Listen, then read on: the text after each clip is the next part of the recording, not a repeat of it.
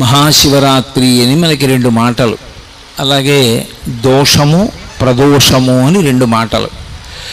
దోషము అన్న మాటకి అర్థం సాధారణంగా తప్పు అన్న భావనలో వాడుతుంటాం. ఆయన దోషం చేశాడండి, ఆయన పట్ల ఈయన దోషం చేశాడండి అంటూ ఉంటాం. కానీ సంస్కృత భాషలో దోషము అనేటటువంటి మాటకి కేవలము ఏదో తప్పు చేయుట అన్న అర్థం ఒక్కటే కాదు.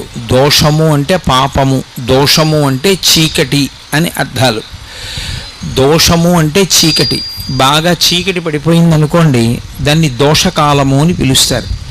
అలా చీకటి పడడానికి ముందు ఆకాశంలో పడమట దిక్కున ఎర్రటి కాంతి వస్తుంది సూర్యాస్తమయానికి.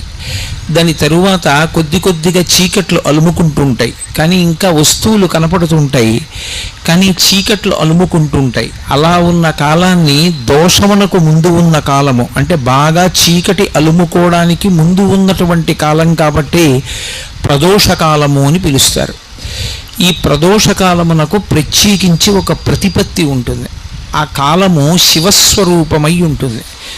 శివస్వరూపమైనటువంటి కాలము అన్న మాటకు అర్థం ఏమిటంటే, ఆ ప్రదోష వేళలో పరమశివుడు ఈ భూమండలాన్నంతటినీ చూస్తూ నందివాహనారూఢుడై ఆకాశ మార్గంలో వెడతాడు. ఆయన వెడుతున్నప్పుడు ఆయనతో పాటు ప్రమదగణాలన్నీ కూడా వెడతాయి. ఆయన ఆకాశమునందు సంచరించి కైలాస పర్వతం మీద దిగి అక్కడ ప్రదోష తాండవం చేస్తాడు ఆయన. అందుకే దేవతలందరూ కూడా ప్రదోష వేళలో శివాలయాన్ని చేరుకుంటారు. అందుకే ప్రదోష వేళలో ఇక ఏ దేవతా దర్శనం చెయ్యవలసిన అవసరం ఉండదు. ప్రదోష వేళలో ఒక్క శివాలయంలోకి వెళ్ళినట్లయితే అందరు దేవతల యొక్క దర్శనము శివాలయంలోనే అవుతుంది. ప్రదోష వేళలో శివాలయం వినా దర్శించడానికి అర్హత కలిగినటువంటి ఆలయం ఒక్క నరసింహస్వామి ఆలయం. విష్ణు స్వరూపంలో నరసింహస్వామి ఆలయాన్ని కూడా ప్రదోష వేళలో దర్శనం చెయ్యొచ్చు. ప్రదోష వేళ కేవలము శివస్వరూపం. ఆ సమయంలో సంధ్యావందనం చేసిన, ఆ సమయంలో భగవన్నామం చెప్పిన, ఆ సమయంలో భగవత్ సంబంధమైనటువంటి కీర్తన చేసిన పరమశివుని యొక్క విశేషమైనటువంటి అనుగ్రహములకు పాత్రులమవుతాం. అందుకే పూర్వకాలంలో ఈ ప్రదోష వేళ అయ్యేటప్పటికీ ప్రతి ఇంట్లోనూ కూడా సాంబశివ గేయామృతము అని చెప్పి సాంబ సదాశివ సాంబ సదాశివ సాంబ సదాశివ సాంబ శివ అంటూ ఆతో మొదలుపెట్టి చిట్ట చివర అలుకాధీశ్వర అంటూ అలు అలు వరకు భగవంతుడి మీద కీర్తనలు చేస్తూ ఒకళ్ళేమో మకుటం ఒకళ్ళేమో పాదం చెప్తారు. మిగిలిన వాళ్ళందరూ సాంబ సదాశివ సాంబ సదాశివ సాంబ సదాశివ సాంబ శివ అంటారు.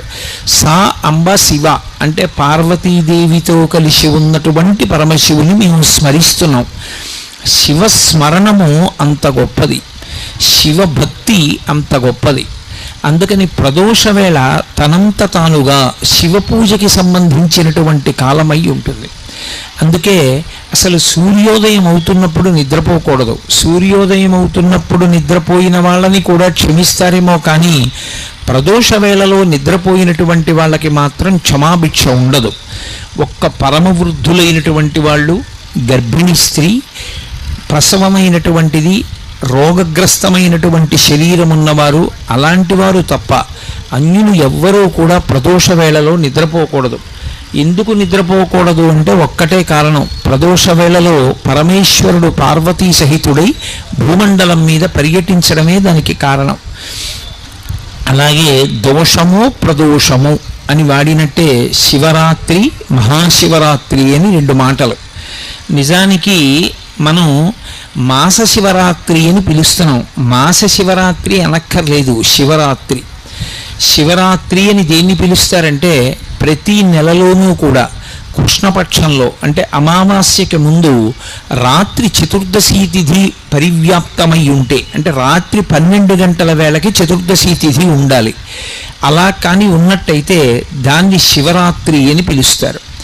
ఒక్క మాఘమాసంలో వచ్చేటటువంటి మాఘ బహుళ చతుర్దశి ఉన్నటువంటి రాత్రి మహాశివరాత్రి అని పిలుస్తారు.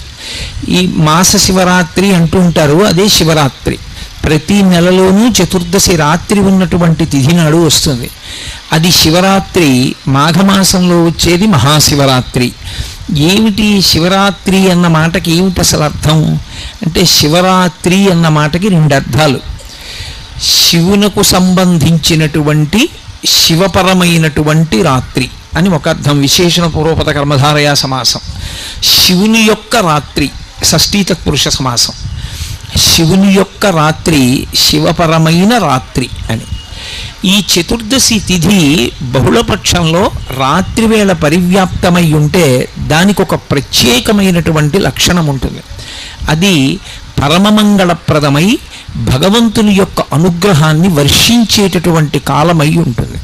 ఎందుచేత అంటారేమో, అసలు శివుడు కానిది, శివుడు లేనిది, శివుడు తాత్పర్యముగా మిగలనిది లోకంలో ఏమీ ఉండదు. సమస్తము శివుని చేతనే పరివ్యాప్తమై ఉంటుంది. అన్నీ ఆయనే అయి ఉంటాడు. అన్నీ ఆయనే అయి ఉన్నటువంటి శివుడు ఏదైనా ఇవ్వగలడు. ఆయన ఏదైనా ఇవ్వగలడు. ఏదైనా ఇవ్వడానికి నేను ఇది చేస్తేనే ఇస్తాననేటటువంటి నియమము పెట్టేవాడు కాడు. అందుకే శివ సంబంధంలో 3 మాటలు వాడతారు.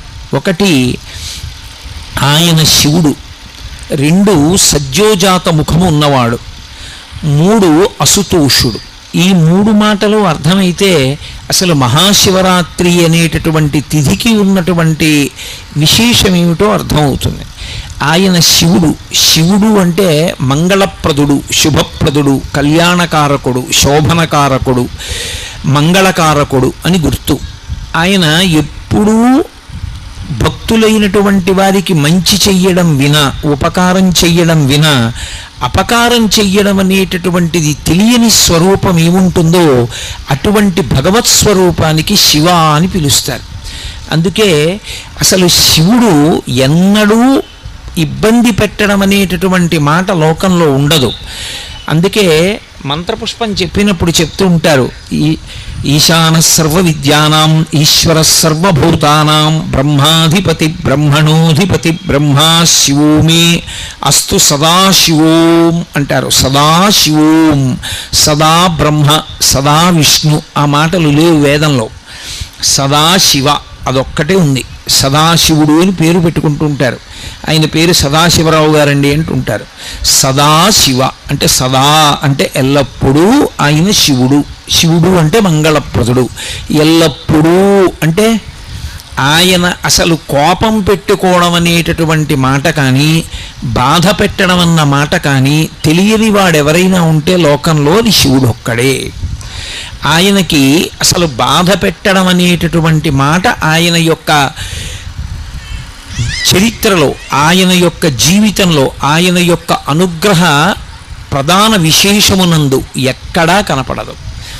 ఎంత దోషభూయిష్టమైనటువంటి జీవితం ఉన్నవాడైనా సరే ఒక్కసారి వెళ్ళి శివ అని పిలిచినంత మాత్రం చేత ఆయన వెంటనే అనుగ్రహిస్తాడు.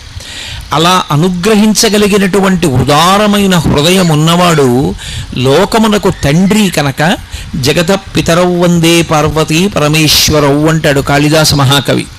పార్వతీ పరమేశ్వరులు ఈ లోకమునకు తల్లిదండ్రులు. తండ్రి అయిన కారణం చేత ఆయన యొక్క హృదయము ఎల్లవేళలా కూడా కారుణ్యముతో నిండిపోయి ఉంటుంది, దయతో.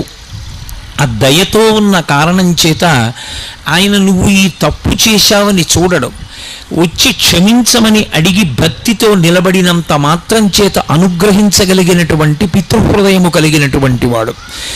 అలా అనుగ్రహించగలిగినటువంటి స్వరూపమై ఆయన శివుడై ఉంటాడు. శివ అన్న శబ్దానికి అర్థం ఏమిటంటే మంగళప్రదత్వము చేత శివం సుందరం సత్యం. సత్యం శివం సుందరం అని మనం మాట మాట్లాడుతుంటాం ఇప్పుడు.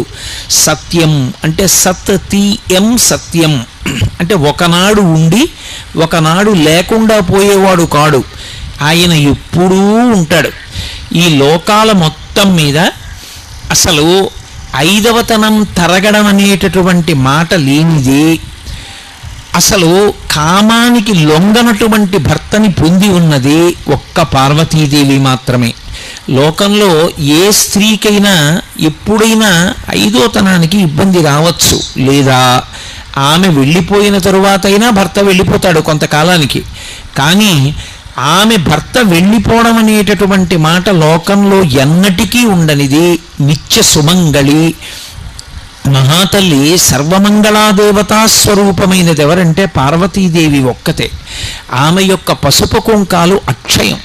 అందుకే ఎప్పుడైనా పసుపు కుంకాలు ప్రదానం చేస్తే ఆవిడ పేరు మీదే ప్రదానం చేస్తారు. కైలాస గౌరి నోము అంటారు.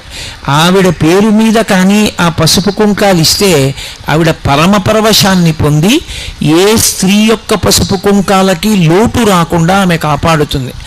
ఆమె ప్రతి సువాసిని యొక్క మంగళసూత్రములో ప్రవేశించి సర్వమంగళాదేవతయై సౌభాగ్యదేవతయై సువాసినీత్వమును కల్పించగలిగినదై అనుగ్రహిస్తుంది. అలా అనుగ్రహించిన తల్లికి భర్తకి ఏ పోలికో ఆవిడదే పోలిక. ఆయనని పూజ చేయడం ఎంత తేలికో, ఆయన అనుగ్రహాన్ని పొందడం ఎంత తేలికో, ఆవిడ అనుగ్రహాన్ని పొందడం కూడా అంతే తేలిక. ఒక సువాసిని, ఒక పెళ్ళైనటువంటి స్త్రీ అమ్మవారి అనుగ్రహం పొందడానికి ఏం చెయ్యాలి అని అడిగారు అనుకోండి, ఆమె ప్రత్యేకంగా ఇది చేస్తేనే అమ్మవారి అనుగ్రహం కలుగుతుంది అని ఏం లేదు. అసలు లోకంలో మంచం మీద కూర్చుని ఏదీ చెయ్యకూడదు. 2 నిద్ర లేచి స్నానం చెయ్యకుండా ఏదీ చెయ్యకూడదు. 3 భార్యాభర్తల యొక్క సమాగమము జరిగిన తరువాత పగటివేళ అంటే తెల్లవారగానే స్నానం చేస్తే తప్ప ఏదీ చేయకూడదు. అటువంటిది ఆడది పెళ్ళైనటువంటి స్త్రీ రాత్రి మంచం మీద నిద్రపోయి తెల్లవారి నిద్ర లేవగానే ఒకవేళ ముందు రోజు భర్త సుఖమును అనుభవించి ఉన్నప్పటికీ కూడా మెడలో ఉన్న మంగళసూత్రాన్ని తీసి కళ్ళకద్దుకుని అమ్మవారిని స్మరించి నమస్కరించినంత మాత్రం చేత ఆమె అనుగ్రహించేస్తుంది. అందుకే లోకంలో నిద్ర లేవగానే మంగళసూత్రాలు కళ్ళకద్దుకోకుండా నిద్ర లేచేటటువంటి అలవాటు ఉన్నటువంటి సువాసిని మనకి కనపడదు. ఎప్పటికీ మంగళసూత్రం అలా మెడలోనే ఉండాలి అంటే ఆ తల్లి యొక్క అనుగ్రహం పొందడానికి ఆ మంగళసూత్రం కళ్ళకద్దుకుంటే చాలు, ఆవిడ అనుగ్రహిస్తుంది. అంతటి కారుణ్యమూర్తి ఆ యమ. అమ్మలగన్నయమ్మ ముగురమ్మల మూలపుటమ్మ చాలా పెద్దమ్మ, సురారులమ్మ కడు పారడియమ్మ తన్ను లోనమ్మిన వెల్పుటమ్మల మనంబున ఉండెడి అమ్మ దుర్గమాయమ్మ. కృపాబ్ధినిచ్యుత మహత్వ కవిత్వ పటుత్వ సంపదలంటారు పోతన గారు. ఆవిడ ముగురమ్మల మూలపుటమ్మ, ముగురమ్మలకి మూలపుటమ్మ చాలా పెద్దమ్మ.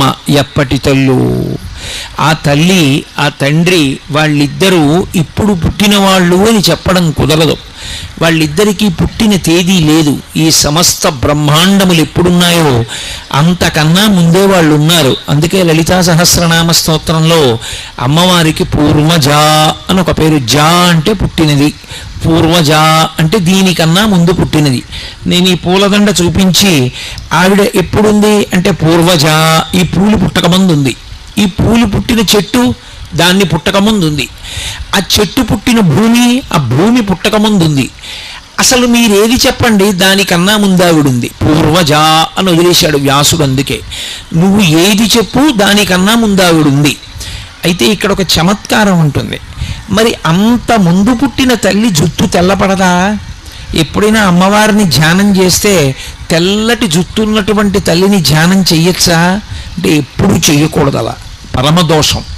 నమశివాభ్యాం నవయౌవనాభ్యాం పరస్పరాశ్లిష్టవపుద్ధరాభ్యాం నగేంద్రకన్యా వృషకేతనాభ్యాం నమో నమః శంకర పార్వతీభ్యాం అన్నారు శంకర భగవత్పాదులు. నమశివాభ్యాం వాళ్ళిద్దరూ ఎటువంటి వాళ్ళు అంటే నవయౌవనాభ్యాం, వాళ్ళు ఎప్పుడూ యవ్వనంలో ఉంటారు. యవ్వనంలో ఉంటారు అన్న మాటకు అర్థం ఏమిటి? యవ్వనంలోకి ప్రవేశించిన వ్యక్తి యొక్క జుట్టు నల్లగా ఉంటుంది, బాగా శక్తితో ఉంటాడు.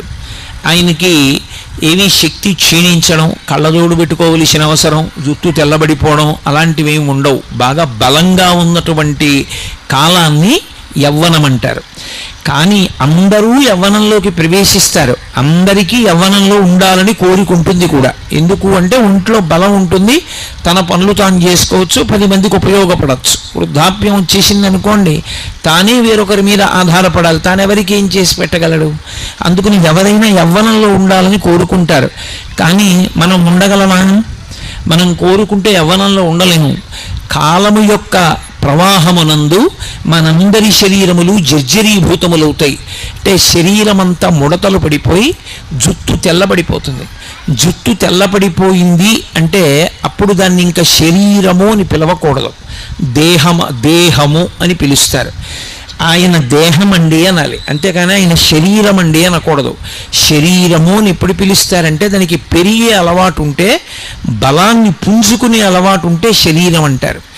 ఇక అది బలాన్ని పుంజుకోవడం మానేసి రోజు రోజుకి కొత్త కొత్త బలహీనతల్ని పొందుతూ అనేకమైన రోగములు పొందుతూ శరీరం మీద ఉన్నటువంటి చర్మం ముడతలు పడిపోతూ ఒక్కొక్క అవయవానికి ఉన్నటువంటి పటుత్వం తగ్గిపోతూ ఉంటే అటువంటి శరీరాన్ని దేహము అని పిలుస్తారు. దేహము అంటే దహ్యమానము అని. అది ఇక కాలిపోవడానికి సిద్ధపడిపోతుంది. ఎక్కడి నుంచి వచ్చిందో అక్కడికి వెళ్ళిపోవడానికి అది ప్రయాణానికి ఏర్పాట్లు చేసుకుంటోంది. అంటే ఎంతకాలం ఉన్నదో అంతకాలము ఇక ఉండదు. ఒక 50 ఏళ్ళు వచ్చేసాయి అనుకోండి, అప్పుడు ఇక అది దేహము. ఎందుకనంటే 50 ఏళ్ళు వచ్చాయి, ఇంకొక 50 ఏళ్ళు ఉంటాడని నమ్మకం ఏమి ఉండదు.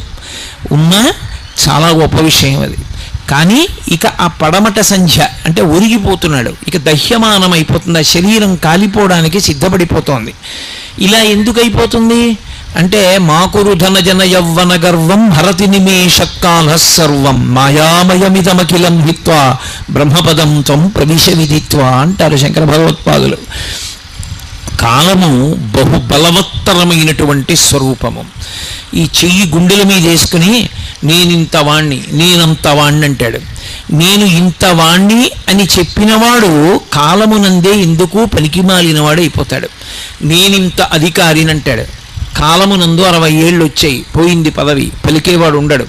నేనింత అందగాణ్ణి అంటాడు, అందము శిథిలమైపోతుంది. నేనింత పండితుడిని అంటాడు, జ్ఞాపక శక్తి క్షీణించిపోతుంది.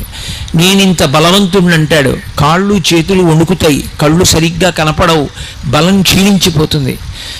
నేనింత ఐశ్వర్యవంతుడిని అంటాడు, ఐశ్వర్యం కాలంలో ఒక్క రోజులో తరిగిపోయిన వాళ్ళు ఉన్నారు. కాబట్టి ఇన్నిటినీ తినేయగలిగినది ఏది అంటే కాలం ఒక్కటే. కాలము ఇన్నిటినీ ఏకకాలమునందు తినేస్తూ ఉంటుంది, మనకి తెలియదు అలా తినేస్తోందని.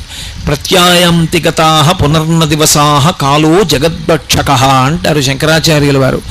సూర్యోదయ సూర్యాస్తమయాలు అవుతున్నాయి అంటే పరమేశ్వరుడు ఆ సూర్యోదయ సూర్యాస్తమయాలన్న రూపంలో తినేస్తున్నాడు, ఈ జగత్తునంతటినీ కూడా భక్షిస్తూ ఉంటాడు.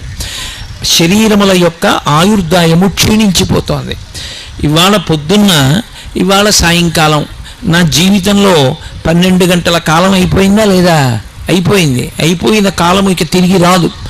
కాబట్టి అన్నిటినీ ఏది తింటుంది అంటే కాలం తినేస్తుంది.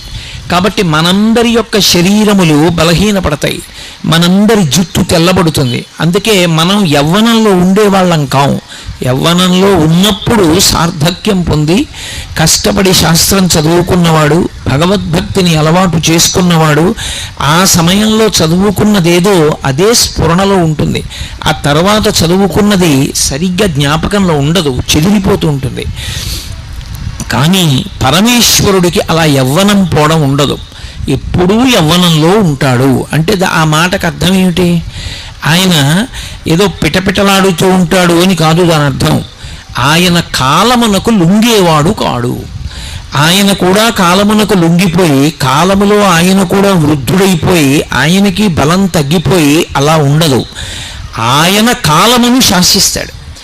మనందరం కాలమునకు వశపడిపోతే కాలమునకు వశపడని ప్రాణి అన్నది ఒక్కటి కూడా ఈ ప్రపంచమునందు ఉండదు. సమస్త ప్రాణులు ఎంత గొప్పవాళ్ళమని చెప్పిన వాళ్ళైనా సరే చిట్ట చివరికి దేనికి వశపడిపోతారు అంటే ఆఖరణ కాలమునకు వశపడిపోతారు. ఆ కాలమునకు వశపడిపోయి అంత దీనమైనటువంటి స్థితిలో శరీరాన్ని విడిచిపెట్టేస్తారు. అంతకుముందు అబ్బా అనిపించుకున్న వాళ్ళు ఒకసారి కాలమునకు వశపడితే అబ్బబ్బా అనిపించుకుంటారు. ఒకప్పుడు మహానటి అని పిలిపించుకుంది సావిత్రి. మహాతల్లి ఎన్ని అద్భుతమైనటువంటి పాత్రలు పోషించిందో. అటువంటి ఆవిడ ఒకప్పుడు 505 రోజుల పాటు కోమాలో ఉండిపోయింది. ఆవిడ శరీరం వెళ్ళిపోయేటప్పటికి, ఆవిడ ప్రాణం విడిచిపెట్టేటప్పటికే పుర్రే ఎముకలు తప్ప ఏమీ లేవు. ఆవిడనెవరూ గుర్తుపట్టలేరు. కాలము తినేసింది శరీరాన్ని. అన్ని ప్రాణులు నేను ఎంత గొప్పవాణ్ణని గుండెలు బాదుకున్నవాడైనా చిట్ట చివరికి గెలవలేనిదేది అంటే కాలమును గెలవలేడు. కాలము భయకారకము. బాగా జ్ఞాపకం పెట్టుకోండి నేను చెప్పే విషయం. కాలము భయమునకు హేతువై ఉంటుంది. ఎందుచేత అంటే రోజులు వెళ్ళిపోతున్నాయన్న దగ్గర నుంచి కూడా భయం దేనికి అంటే, ఒకటి ఉన్నది పోతుందేమోనన్న భయం లోకానికి, 2 నేను అనుకున్నది రాదేమోనని భయం, 3 తానుండనేమోనని భయం. 3 భయముల చేత ఎప్పుడూ వశుడై ఉంటాడు. ఈ 3 భయములు ఎందుకు ఏర్పడతాయి అంటే, మన శరీరమునందు 3 లక్షణములు ఉంటాయి. కార్మిక మలము, మాయిక మలము, ఆణవ మలము అని 3 మలములు ఉంటాయి. ఈ శరీరం అంతా మలసంఘాతము అంటుంది వేదాంతం. మలము అంటే మనం తెల్లవారుజామున పొద్దున్నే విసర్జించేటటువంటి మలం ఎటువంటిదో, ఈ శరీరం అంతా కూడా మలముతో కూడి ఉంటుంది. దీన్ని 3 రకములైన మలముల చేత తయారు చేయబడుతుంది ఈ శరీరం. ఆణవ మలము అంటారు. ఆణవ మలము అంటే పంచభూతములలో ఉండేటటువంటి అణువులు తీసి ఈశ్వరుడు దీన్ని తయారు చేస్తాడు. ఇందులో కొంత పృథివిని పెడతాడు. పృథివీ అంటే మట్టి. ఎంత స్నానం చెయ్యండి, కొద్దిగా నీటి చుక్క వేసి ఇలా అంటే అందులోంచి మట్టి వస్తుంది. ఈ శరీరంలో మట్టి ఉంటుంది. ఎముకలన్నీ సున్నం. సున్నం అంటే మట్టే. ఎముకలు సున్నంతో తయారు చేయబడతాయి. అందుకే ఎముకలకి బలహీనత వస్తే కాల్షియం ట్యాబ్లెట్లు ఇస్తారు. కాల్షియం అంటే సున్నం. కాబట్టి ఇది మట్టి ఉంటుంది ఇందులో. ఆణవ మలము, పృథివీలో ఉన్న మట్టి ఇందులో కలుస్తుంది. అలాగే జలము, బయట ఉన్నటువంటి నీరు ఇందులో కూడా కొంత ఉండాలి. ఇందులో నీరు పూర్తిగా అయిపోయిందనుకోండి పడిపోతుంది శరీరం. డీహైడ్రేషన్ వచ్చిందంటారు. లోపల నీరు నిలబడకపోతే శరీరం పడిపోతుంది. వాయువు, బయట గాలి ఎలా ఉంటుందో అలా ఇది కూడా గాలి పుచ్చుకోవాలి, గాలి వదిలిపెట్టాలి. గాలి పుచ్చుకోకపోయినా, గాలి వదిలిపెట్టకపోయినా వెళ్ళిపోయాడంటారు. అలాగే అగ్ని, బయట వేడిగా ఉంటుంది, ఇందులో కూడా ఎప్పుడు ఒకే వేడి ఉండాలి. అంతకన్నా తక్కువ వస్తే చెమటలు పట్టేస్తుంది, అంతకన్నా ఎక్కువైపోతే జ్వరం వస్తుంది. ఒకే వేడి ఉండాలి, ఇందులో అగ్ని ఉండాలి. పృథివీ, ఆపస్, తేజో, వాయు, ఆకాశము. ఆకాశము అంటే ఇందులో ఎక్కడెక్కడ ఎంతంత ఖాళీ ఉండాలో అంతంత ఖాళీలు ఉండాలి. తేలిగ్గా అర్థం అవ్వాలంటే పరమేశ్వరుడి యొక్క నిర్మాణము అంత అద్భుతంగా ఉంటుంది ఈ శరీరంలో. ఈ ముక్కుకుండేటటువంటి 2 కన్నాలు మూసుకున్నాయనుకోండి పడిశం పట్టి, ఎంత వ్యధపడతాడు ప్రాణి గాలి పీల్చుకోవడానికి, నోటితో పీల్చుకోవడానికి. అలాగే నోటికి కంఠంలో ఉండేటటువంటి కన్నం మూసుకుందనుకోండి ఏ కారణానికైనా, ఇక అన్నం తినలేడు. ముక్కులోంచి గొట్టాలు పెట్టి ద్రవ పదార్థం కడుపులోకి పంపించాలి. ఎక్కడెక్కడ ఎంత ఖాళీ ఉండాలో అంత ఖాళీ ఉండాలి. రక్తనాళాలలో రక్తం ప్రసరించడానికి ఎప్పుడూ ఖాళీ ఉండాలి. అది కొవ్వుతో మూసుకుందనుకోండి పక్షవాతం వస్తుంది. ఎంత ఖాళీ ఉండాలో అంత ఖాళీ లోపల ఉంచాలి. అందుకని ఆకాశము. ఇప్పుడు ఒక శరీరము తయారైంది అంటే అది కుక్క, పందె, నల్లె, పిల్ల, మనిష, ఎలుక వదిలిపెట్టండి, అందులో ఈ 5 భూతముల యొక్క అణువులు ఉంటాయి. ప్రతి భూతమునందు ఈ 5 ఉంటాయి. పృథివీ, ఆపస్, తేజో, వాయు, ఆకాశములు. పరమేశ్వరుని యొక్క శరీరము ఈ 5 మలముల చేత, అంటే బయట ఉండేటటువంటి భూతములకు ఉండేటటువంటి మలం దీనికి అంటదు. మలం అని ఎందుకంటారంటే ఇవన్నీ కూడా అపవిత్రమవుతూ ఉంటాయి. భూమి ఉందనుకోండి, ఇప్పుడు మీరు ఇక్కడ ఒక హోమం చేద్దాం అనుకున్నారనుకోండి, చెయ్యకూడదు. ఎందుచేత అంటే మనందరం తొక్కేశాం. ఏవో జంతువులు వచ్చి మలమూత్ర విసర్జన చేస్తాయి, ఎన్నో ప్రాణులు అందులో పడిపోయి మరణించి ఉంటాయి. ఇప్పుడు నేను మాట్లాడుతుంటే ఆ ధ్వనికి కొన్ని ప్రాణులు పడిపోతాయి. చేయకూడదు. ఆవు పేడ తీసుకొచ్చి శుద్ధి చేస్తేనే చెయ్యాలి. ప్రతి భూతమునకు కూడా అపరిశుభ్రమవుతుంది. నీళ్లు ఉన్నాయనుకోండి, ఆ నీళ్లు కొంతకాలం అలా నిలవుండిపోయి దుర్గంధ భూయిష్టమై పురుగులు పట్టేసాయి అనుకోండి, ఆ నీరు తాగం, పోసుకోం, దేనికి వాడం. అలాగే ప్రతి భూతమునకు కూడా అది అయోగ్యమవుతుంది, కలుషితమవుతుంది. ఈ శరీరమునందు ఉన్నటువంటి 5 భూతములకు కూడా కలుషితమయ్యేటటువంటి లక్షణం ఉంది. మలము నుండి మలమే వస్తుంది, మలము నుండి కొత్త విషయం రాదు. అందుకే కాసేపు మాట్లాడకుండా కూర్చున్నాను అనుకోండి, ఒక్క 2 గంటలు నోరు దుర్వాసన వస్తుంది, పాచి పడుతుంది లోపల. ఒక్కరోజు పడుకుని నిద్ర లేచాననుకోండి, చెవిలో గులిమి పడుతుంది, ముక్కులో చీమిడి పడుతుంది, శరీరం అంతా చెమట పడుతుంది. అంటే మలమును విడిచిపెడుతూ ఉంటుంది. కానీ పరమేశ్వరుని యొక్క శరీరము అలా తయారు చేయబడదు, దానికి ఆణవ మలం ఉండదు. అంటే భగవంతుని యొక్క శరీరమును తయారు చేసినప్పుడు, తయారు చేయడానికి ఒకడు తయారు చేసిన వాడు ఉంటాడా? ఆయన స్వయంభూ. అటువంటి పరమశివుని యొక్క శరీరము ఈ 5 మలముల చేత తయారు కాదు. అది అప్రాకృత శరీరం తం అతిమన్మథరూపిణం ఘృతరీతి ఘనీభూతం సచ్చిదానంద విగ్రహం అంటాడు లింగ పురాణంలో వ్యాస భగవానుడు. అప్రాకృత శరీరం తం, అది ప్రాకృత శరీరము కాదు, మనలా ఉండదు. పేరుకున్న నెయ్యి ఎలా ఉంటుందో అలా ఉంటుంది. నెయ్యి పేరుకోలేదనుకోండి, దానికి ఏమిటి రూపం అని అడిగారనుకోండి, ఏమిటి రూపం? దానికి ఏం రూపం ఉండదు. తీసుకెళ్ళి ఓ చిన్న గిన్నెలో పోసాను అనుకోండి, గిన్నె రూపాన్ని పొందుతుంది. తీసుకెళ్ళి నేను ఓ గరిటలో పోసాను అనుకోండి, గరిటె రూపాన్ని పొందుతుంది. ఓ చెంచాలో పట్టుకున్నాను అనుకోండి, చెంచా రూపాన్ని పొందుతుంది. నా చేతిలో పోసుకున్నాను అనుకోండి, నా చెయ్యి పట్టినంత దొప్ప రూపాన్ని పొందుతుంది. అసలు దానికి రూపం ఏమి ఉండదు. అదే పేరుకుంటే ఒక రకమైన రంగు, ఒక వాసన అన్నీ తెలుస్తాయి.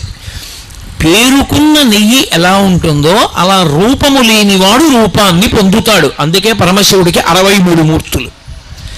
ఆయనకి అని ఒక రూపం ఉండదు. ఆయన ఎలా కావాలంటే అటువంటి రూపాన్ని పొందుతాడు. అందుకే అప్రాకృత శరీరం తం అతిమన్మథరూపిణం. ఏ రూపం పొందనివ్వండి, 1,000,000 మన్మధులు వచ్చి నిలబడితే ఎలా ఉంటారో అంత అందంగా ఉంటాడు. అతిమన్మథరూపిణం ఘృతరీతి ఘనీభూతం. పేరుకున్న నెయ్యి ఎలా ఉంటుందో అలా ఉంటాడు. సచ్చిదానంద విగ్రహం. మనం కాసేపు నవ్వుతాం, కాసేపు ఏడుస్తాం. ఆయన అలా కాదు, సత్ చిత్ ఆనంద రూపుడు. ఎప్పుడు పరమానందంతో పరమ సంతోషంగా ఉంటాడు. అందుకే ఆయనకి ఆణవ మలము లేదు, మనకి ఆణవ మలం ఉన్నది. 2వ మలము మనకి కార్మిక మలము అని ఒక మలం ఉంటుంది. కార్మిక మలము అంటే గత జన్మలలో మనం ఏవో పాపపుణ్యాలు చేశాం. పాపపుణ్యాలు దేంతో చేస్తారు? 3 చేత చేస్తారు ప్రధానంగా. ఒకటి శరీరము చేత. ఈ శరీరంతో నేను చెయ్యకూడని తప్పు ఒకటి చేశాను అనుకోండి, అదొక పాపం. ఏదో నిష్కారణంగా ఎవరినో వెళ్ళి కొట్టాను, నాకు బలం ఉంది కదా అని. ఇప్పుడు అదొక పాపం కింద వేసుకుంటాడు ఈశ్వరుడు. అలాగే మనసు చేత చేసేటటువంటి పాపం. నేను దొంగతనం చెయ్యక్కర్లేదు, నా ఎదురుగుండా ఉన్న వాళ్ళ మెళ్ళో ఉన్నటువంటి ఓ చంద్రహారం చూసి అబ్బా అది తీసి నేను వేసేసుకుంటే నాకు వచ్చేస్తే అనుకున్నాను అనుకోండి, అప్పుడు అది పాపమే, మనసుతో చేసింది. 3 వాచిక, నోటితో చేసేది. నోరుంది కదా అని అక్కరలేని మాటలన్నీ మాట్లాడడం, పెద్దల్ని అధిక్షేపించడం, ఇతరులు బాధపడేటటువంటి మాటలు మాట్లాడడం, అవన్నీ కూడా వాచికమైనటువంటి పాపములు. ఈ 3 రకములైన పాపములు ఎలా ఉంటాయో పుణ్యములు కూడా అలా ఉంటాయి. ఈ శరీరంతో ఎప్పుడో గుడి చుట్టూ ప్రదక్షిణం చేసి ఉండొచ్చు, ఈ చేత్తో 2 పువ్వులు వేసి ఉండొచ్చు, ఈ 2 చేతులతో ఎవరో మహాత్ములకి త్రికరణ శుద్ధిగా ఇలా నమస్కరించి ఉండవచ్చు. ఆ కారణము చేత కొంత పుణ్యం ఉంటుంది. ఆ పుణ్యం అనుభవించవలసి వచ్చినప్పుడు సుఖంగా ఉంటుంది. పరమేశ్వరుడు సుఖము అన్న మాట ప్రవేశపెడతాడు. పాపం అనుభవంలోకి వస్తే దుఃఖము అనిపిస్తుంది. ఓ రోజు బాగుంటాడు, ఓ రోజు జ్వరం వస్తుంది. జ్వరం వస్తే దుఃఖం, బాగుంటే సుఖం. సుఖ దుఃఖములు పాపపుణ్యముల వలన వస్తాయి. భగవంతుడు ఎందుకు రూపం తీసుకుంటాడు? మనం వచ్చామంటే ఈ శరీరంతో పాపపుణ్యముల యొక్క ఫలితమైన సుఖ దుఃఖములను అనుభవించడానికే వస్తాం. బాగా జ్ఞాపకం పెట్టుకోండి. మీరు ఒక మాట నేను చెప్తాను. సినిమా హాల్లో ఒక ఆయన కూర్చుని ఉన్నాడు అనుకోండి, ఏమిటండి ఇలా వచ్చారు, ఏం చేద్దామని వచ్చారని అడిగారు అనుకోండి, ఆయన ఏమంటాడు, నీకు బుద్ధి ఉందా లేదా, సినిమాకి ఎందుకు వస్తారు, సినిమా చూడడానికి వస్తారు. ఒక ఆయన విస్తర దగ్గర భోజనం చేయడానికి కూర్చున్నాడు అనుకోండి. ఏమిటంటే ఇలా వచ్చి కూర్చున్నారు అని అడిగారు అనుకోండి, నీకు బుర్ర ఉందా, ఎందుకు వస్తారా విస్తర దగ్గర కూర్చోడానికి? భోజనం చేయడానికి వచ్చాను. కొన్ని అడగక్కర్లేదు, అలా వచ్చాడు అంటే దాని కొరకు వచ్చాడు. తెలిసిపోతుందా? తెలిసిపోదా? గుడికి వచ్చి మౌనంగా కూర్చున్నాడు అంటే ఏదో ధ్యానం చేసుకుందామని వచ్చాడు. నేను వచ్చాను, ఎందుకు వచ్చాను, ఇక్కడ ఎందుకు కూర్చున్నాను? మీతో పిచ్చాపాటి మాట్లాడడానికా? భగవంతుడి గురించి మాట్లాడడానికి వచ్చాను. ఒక్కొక్కడు కూర్చున్న తీరు బట్టి వాడు ఎందుకు వచ్చాడో తెలిసిపోతుంది. మనుష్యుడు మానవ శరీరంతో మనం వచ్చామనుకోండి, దానికి 3 లక్షణాలు ఉన్నాయి అని గుర్తు. మనువు యొక్క సంతతిగా మనం వచ్చాం. మనందరికీ మొదటివాడెవరంటే మనువు. మనువు యొక్క సంతతి కాబట్టి మనకి మానవ అని పేరు. 2 మర్త్యుడు అని పేరు. మర్త్యుడు అంటే ఈ శరీరముతో వచ్చినవాడు ఈ శరీరముతో ఎల్లకాలము ఉండడు. ఎప్పుడో అప్పుడు ఆ శరీరం పడిపోయి తీరుతుంది, అది వెళ్ళిపోతుంది, ఆ శరీరం ఉండదు. శరీరము నీటి మీద బుడగ వంటిది. నలినీదళగత జలమతి తరళం తత్వజీవితమతి చయచఫలం విద్దివ్యాద్యభిమానగ్రస్తం లోకం శోకచ హంత సమస్తం అంటారు శంకర భగవత్పాదులు. తామరాకు మీద నీటి బొట్టిటువంటిదో శరీరం అటువంటిది. నిత్యమా జీవితము నీటిపై బుగ్గ అంటారు సారంగధర చరిత్రలో. నీటి మీద బుడగ ఎంతసేపు ఉంటుందో రంగురంగులుగా ఉంటుంది. ఎంతసేపు ఉంటుంది, ఎప్పుడు టొప్పని పేలిపోతుందో తెలియదు. శరీరం ఎంతకాలం ఉంటుంది ఎవ్వరికీ తెలియదు. మర్త్యుడు, శరీరము వెళ్ళిపోతుంది. 3 మనుష్య శరీరంలో వచ్చావు అంటే ఒకటి గుర్తు పెట్టుకోవాలి, దుఃఖం ఉండి తీరుతుంది, సుఖం ఉండి తీరుతుంది. కొంతమంది అంటారు, ఏమండి మీరు అలా అంటున్నారు కానీ మాకు ఎప్పుడూ కష్టాలేనండి అంటారు. రామాయణంలో సీతమ్మ తల్లి ఒక మాట ఉంది, కళ్యాణీ గతబాదేయం లౌకికీ ప్రతిభాతిమా ఏతి జీవంతి మానందో నరం వర్ష శతాదపి అంది. ఎన్ని కష్టాలు పడినవాడైనా సరే 100 సంవత్సరములు ఓర్పుతో కలియుగంలో ఆయుర్దాయం కనుక 100 ఏళ్ళు బ్రతికితే వాడు ఎప్పుడో అప్పుడు చిట్ట చివర ప్రాణం పోయేటప్పుడైనా శుభవార్త విని సుఖాన్ని పొంది మరణిస్తాడు. ఈ శరీరంతో వచ్చాము అంటే సుఖము దుఃఖము 2 ఉంటాయి. పూర్తిగా సుఖమే అనుభవించాలి, ఈ శరీరం ఇవ్వరు, దేవతల కింద పంపిస్తారు. అప్పుడు వాడు సుఖం ఒక్కటే అనుభవిస్తాడు, దుఃఖం అనుభవించాడు. కేవలం దుఃఖం అనుభవించాలి, తిరియక్కుగా పంపిస్తారు, వెన్నుపాము అడ్డంగా ఉన్న ప్రాణిగా పంపిస్తారు.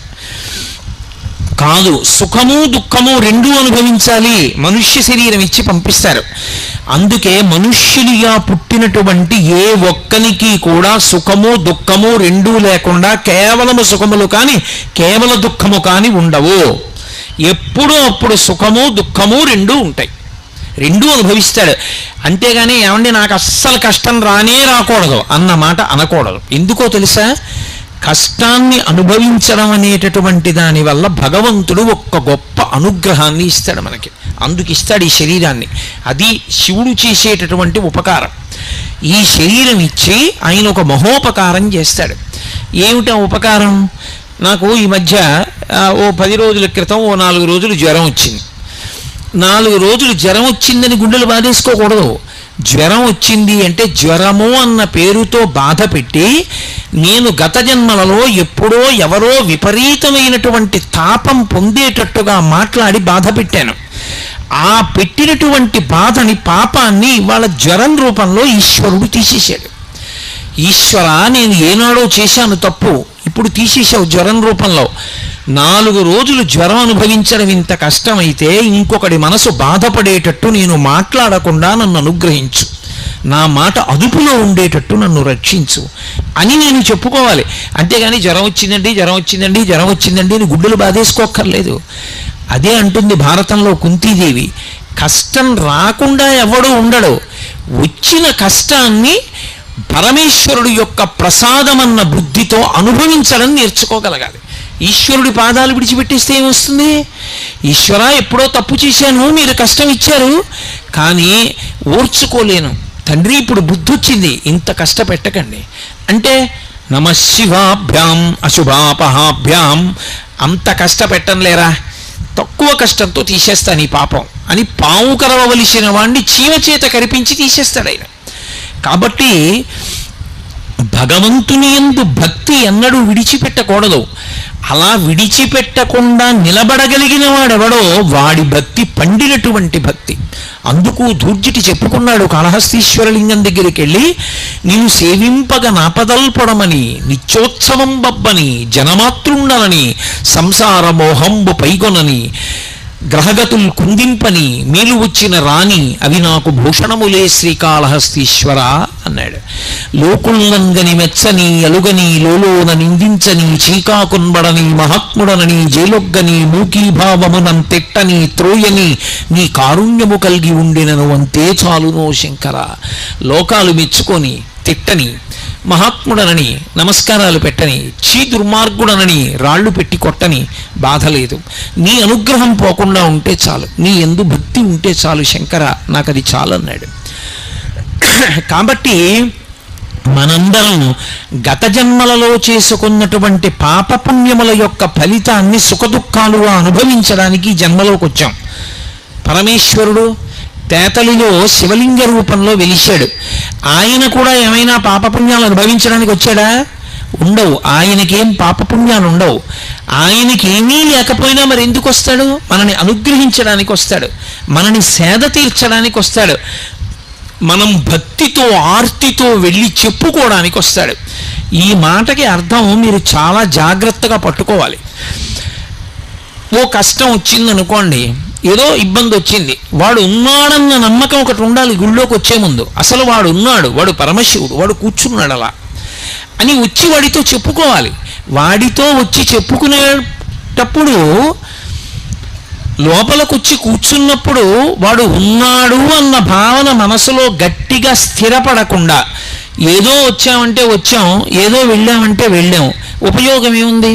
ఇప్పుడు లోపలికి వచ్చి భగవన్ నాకు ఇంత కష్టం వచ్చింది, ఓర్చుకోలేకపోతున్నాను, శంకర నాకు ఉపకారం చెయ్యండి, ఏదో పాపం చేసి ఉంటాను అందుకే ఈ బాధపడుతున్నాను, కానీ నన్ను క్షమించండి, మీరు క్షమిస్తే ఆ పాపం పోతుంది, క్షమించి ఇంకెప్పుడూ నేను తప్పు చేయకుండా నన్ను అనుగ్రహించి ఇంత కష్టం నేను పడవలసిన అవసరం లేకుండా నన్ను అనుగ్రహించండి అని చెప్పుకోవాలి. ఇప్పుడు మీకు ఒక అనుమానం వస్తుంది, పరమశివుడు సర్వజ్ఞుడు కదా, ఆయనకి అన్నీ తెలుసుగా, నేను బాధపడుతున్నానని ఆయనకి తెలీదా? నేను వెళ్ళి ఆయనకి చెప్పుకుంటే కానీ తెలియకపోతే ఇక ఆయన నాలాంటి వాడే, కొన్ని తెలుసు కొన్ని తెలియదు, ఇంకెందుకు ఆయనకి చెప్పడం? రెండు, సర్వజ్ఞుడు అనుకోండి, అన్నీ తెలుసున్నవాడు అనుకోండి, నేను చెప్పక్కర్లేదు, మరి ఇక చెప్పడం అన్నమాట ఎందుకు వస్తుంది? గుళ్ళోకి వెళ్ళి అసలు ఆయనతో చెప్పుకోవడం ఎందుకు, భగవంతుడితో మొరపెట్టడం ఎందుకు? రెండు, ఆయన దగ్గరికి వెళ్ళి నేను నామం చెప్పడమో భజన చేయడమో స్తోత్రం చెయ్యడమో మారేడుదలం వేయడమో అభిషేకం చెయ్యడమో చేశాను అనుకోండి, అప్పుడే నన్ను అనుగ్రహిస్తాడు అంటే లోకంలో అందరిలాగే ఆయనకి ఏదో లంచం పెడితే లొంగేవాడైతే ఇంకా ఆయన యొక్క గొప్పతనం ఏముంది? ఇంకెందుకు ఆయనకి పూజ చేయడం? కాదు, ఇది శివభక్తి అన్న మాటకి తాత్పర్యాన్ని అర్థం చేసుకోవాలి. ఎందుకు దేవాలయంలోకి వెళ్ళి చెప్పుకుంటామంటే చెప్పుకోకుండా ఉండలేక చెప్పుకుంటాం. ఆయనకి తెలియదని కాదు, కానీ చాలా కష్టంలో ఉన్నావు, రైల్లో ప్రయాణం చేస్తున్నావు, పక్కన ఎవరో కూర్చున్నాడు, ఏదో మాటలు కలిశాయి, ఏమంటే అలా ఉన్నారే మీరు నీరసంగా అని అడిగాడు. నీ కష్టం అంతా ఆయనకి చెప్పావు, ఆయన ఆరుస్తాడా తీరుస్తాడా? 2 స్టేషన్ల తర్వాత దిగిపోతాడు. ఎందుకు చెప్పావు? చెప్పకుండా ఉండలేక నీ కష్టాన్ని చెప్పుకున్నావు. భగవంతుడికి తెలియదని కాదు, నీకన్నా నాకెవరున్నారు చెప్పడానికి, అందుకు నీకు చెప్పుకుంటున్నాను అన్న భావనతో చెప్పుకోవడం రావాలి. అప్పుడు భగవంతుడితో అనుసంధానం అయ్యాడు భక్తుడు అని పిలుస్తారు తప్ప అసలు అదో శివలింగం అని వెళ్ళిపోయాడు అనుకోండి, ఎలా అనుసంధానం అవుతాడు? కాదు, ఆయన పరమేశ్వరుడు. నువ్వు చక్కగా ప్రశాంతంగా కూర్చుని నీ జీవితం, నీ కష్ట సుఖాలు, నువ్వు ఏది గెలవలేకపోతున్నావు, ఎక్కడ తప్పు చేస్తున్నావు, తప్పు చెయ్యకుండా ఎలా ఉండాలనుకుంటున్నావు, దానికి ఆయన ఏం సహాయం చెయ్యాలని కోరుకుంటున్నావు, వచ్చి మౌనంగా కూర్చుని ఆయనతో కళ్ళు మూసుకుని ఆయనతో మాట్లాడి చెప్పుకుని వెళ్ళాలి. అలా వెళ్ళడం భక్తి. అర్థో జిజ్ఞాసురర్థార్థి జ్ఞానీచ భరతర్షభ. 2, ఆయన దగ్గరికి వెళ్ళి మారేడుదలం వేయడం, ఆయన దగ్గరికి వెళ్ళి నీళ్లు పోయడం, ఆయన దగ్గరికి వెళ్ళి పండు పట్టుకెళ్ళడం ఎందుకు? అలా ఇస్తే కానీ లొంగడా? లంచం పెడితే కానీ ఒప్పుకునేవాడు కాడా? కాదు. ఎందుకు ఇస్తామంటే ఆయన దగ్గరికి వెళ్ళినప్పుడు మన ప్రేమ పండినప్పుడు ఇవ్వకుండా ఉండలేక ఇస్తాం. తప్ప ఇవ్వడానికి ఆయనది కానిది మనదైనది ఏముందని పట్టుకెళ్ళి ఇస్తారు చెప్పండి? ఇది ఆయనది కాదండి, ఇది ఆయనకి లేదండి, నాకే ఉందండి, అందుకు నేను ఇస్తానండి అనడానికి ఆయనది కానిది మనకున్నది ఒకటి నాకు చెప్పండి. శంకరాచార్యుల వారు శివానంద లహరిలో దెప్పి పొడిచారు.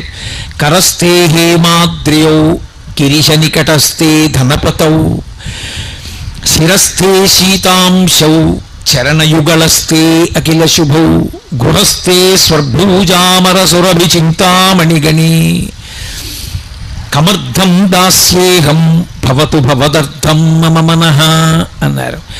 శంకర, మీకేమైనా ఇవ్వాలని వచ్చాను, ఇవ్వడానికి ఆయనకి లేనిదేమిటి? కరస్థే హేమాద్రియౌ, ఆయన ఒక చేతిలో బంగారు కొండ పట్టుకుంటాడు, మేరు పర్వతాన్ని ధనస్సుగా పట్టుకుంటాడు. ప్రపంచంలో మేరు పర్వతాన్ని ఆధారం చేసుకుని గ్రహాలు కూడా తిరుగుతాయి. అటువంటి మేరు పర్వతం ఆయన చేతిలో ఒక ధనస్సుగా నిలబడి ఉంటుంది. బంగారు కొండ ఆయన దగ్గర ఉంది. ఏమిస్తావు ఆయనకి?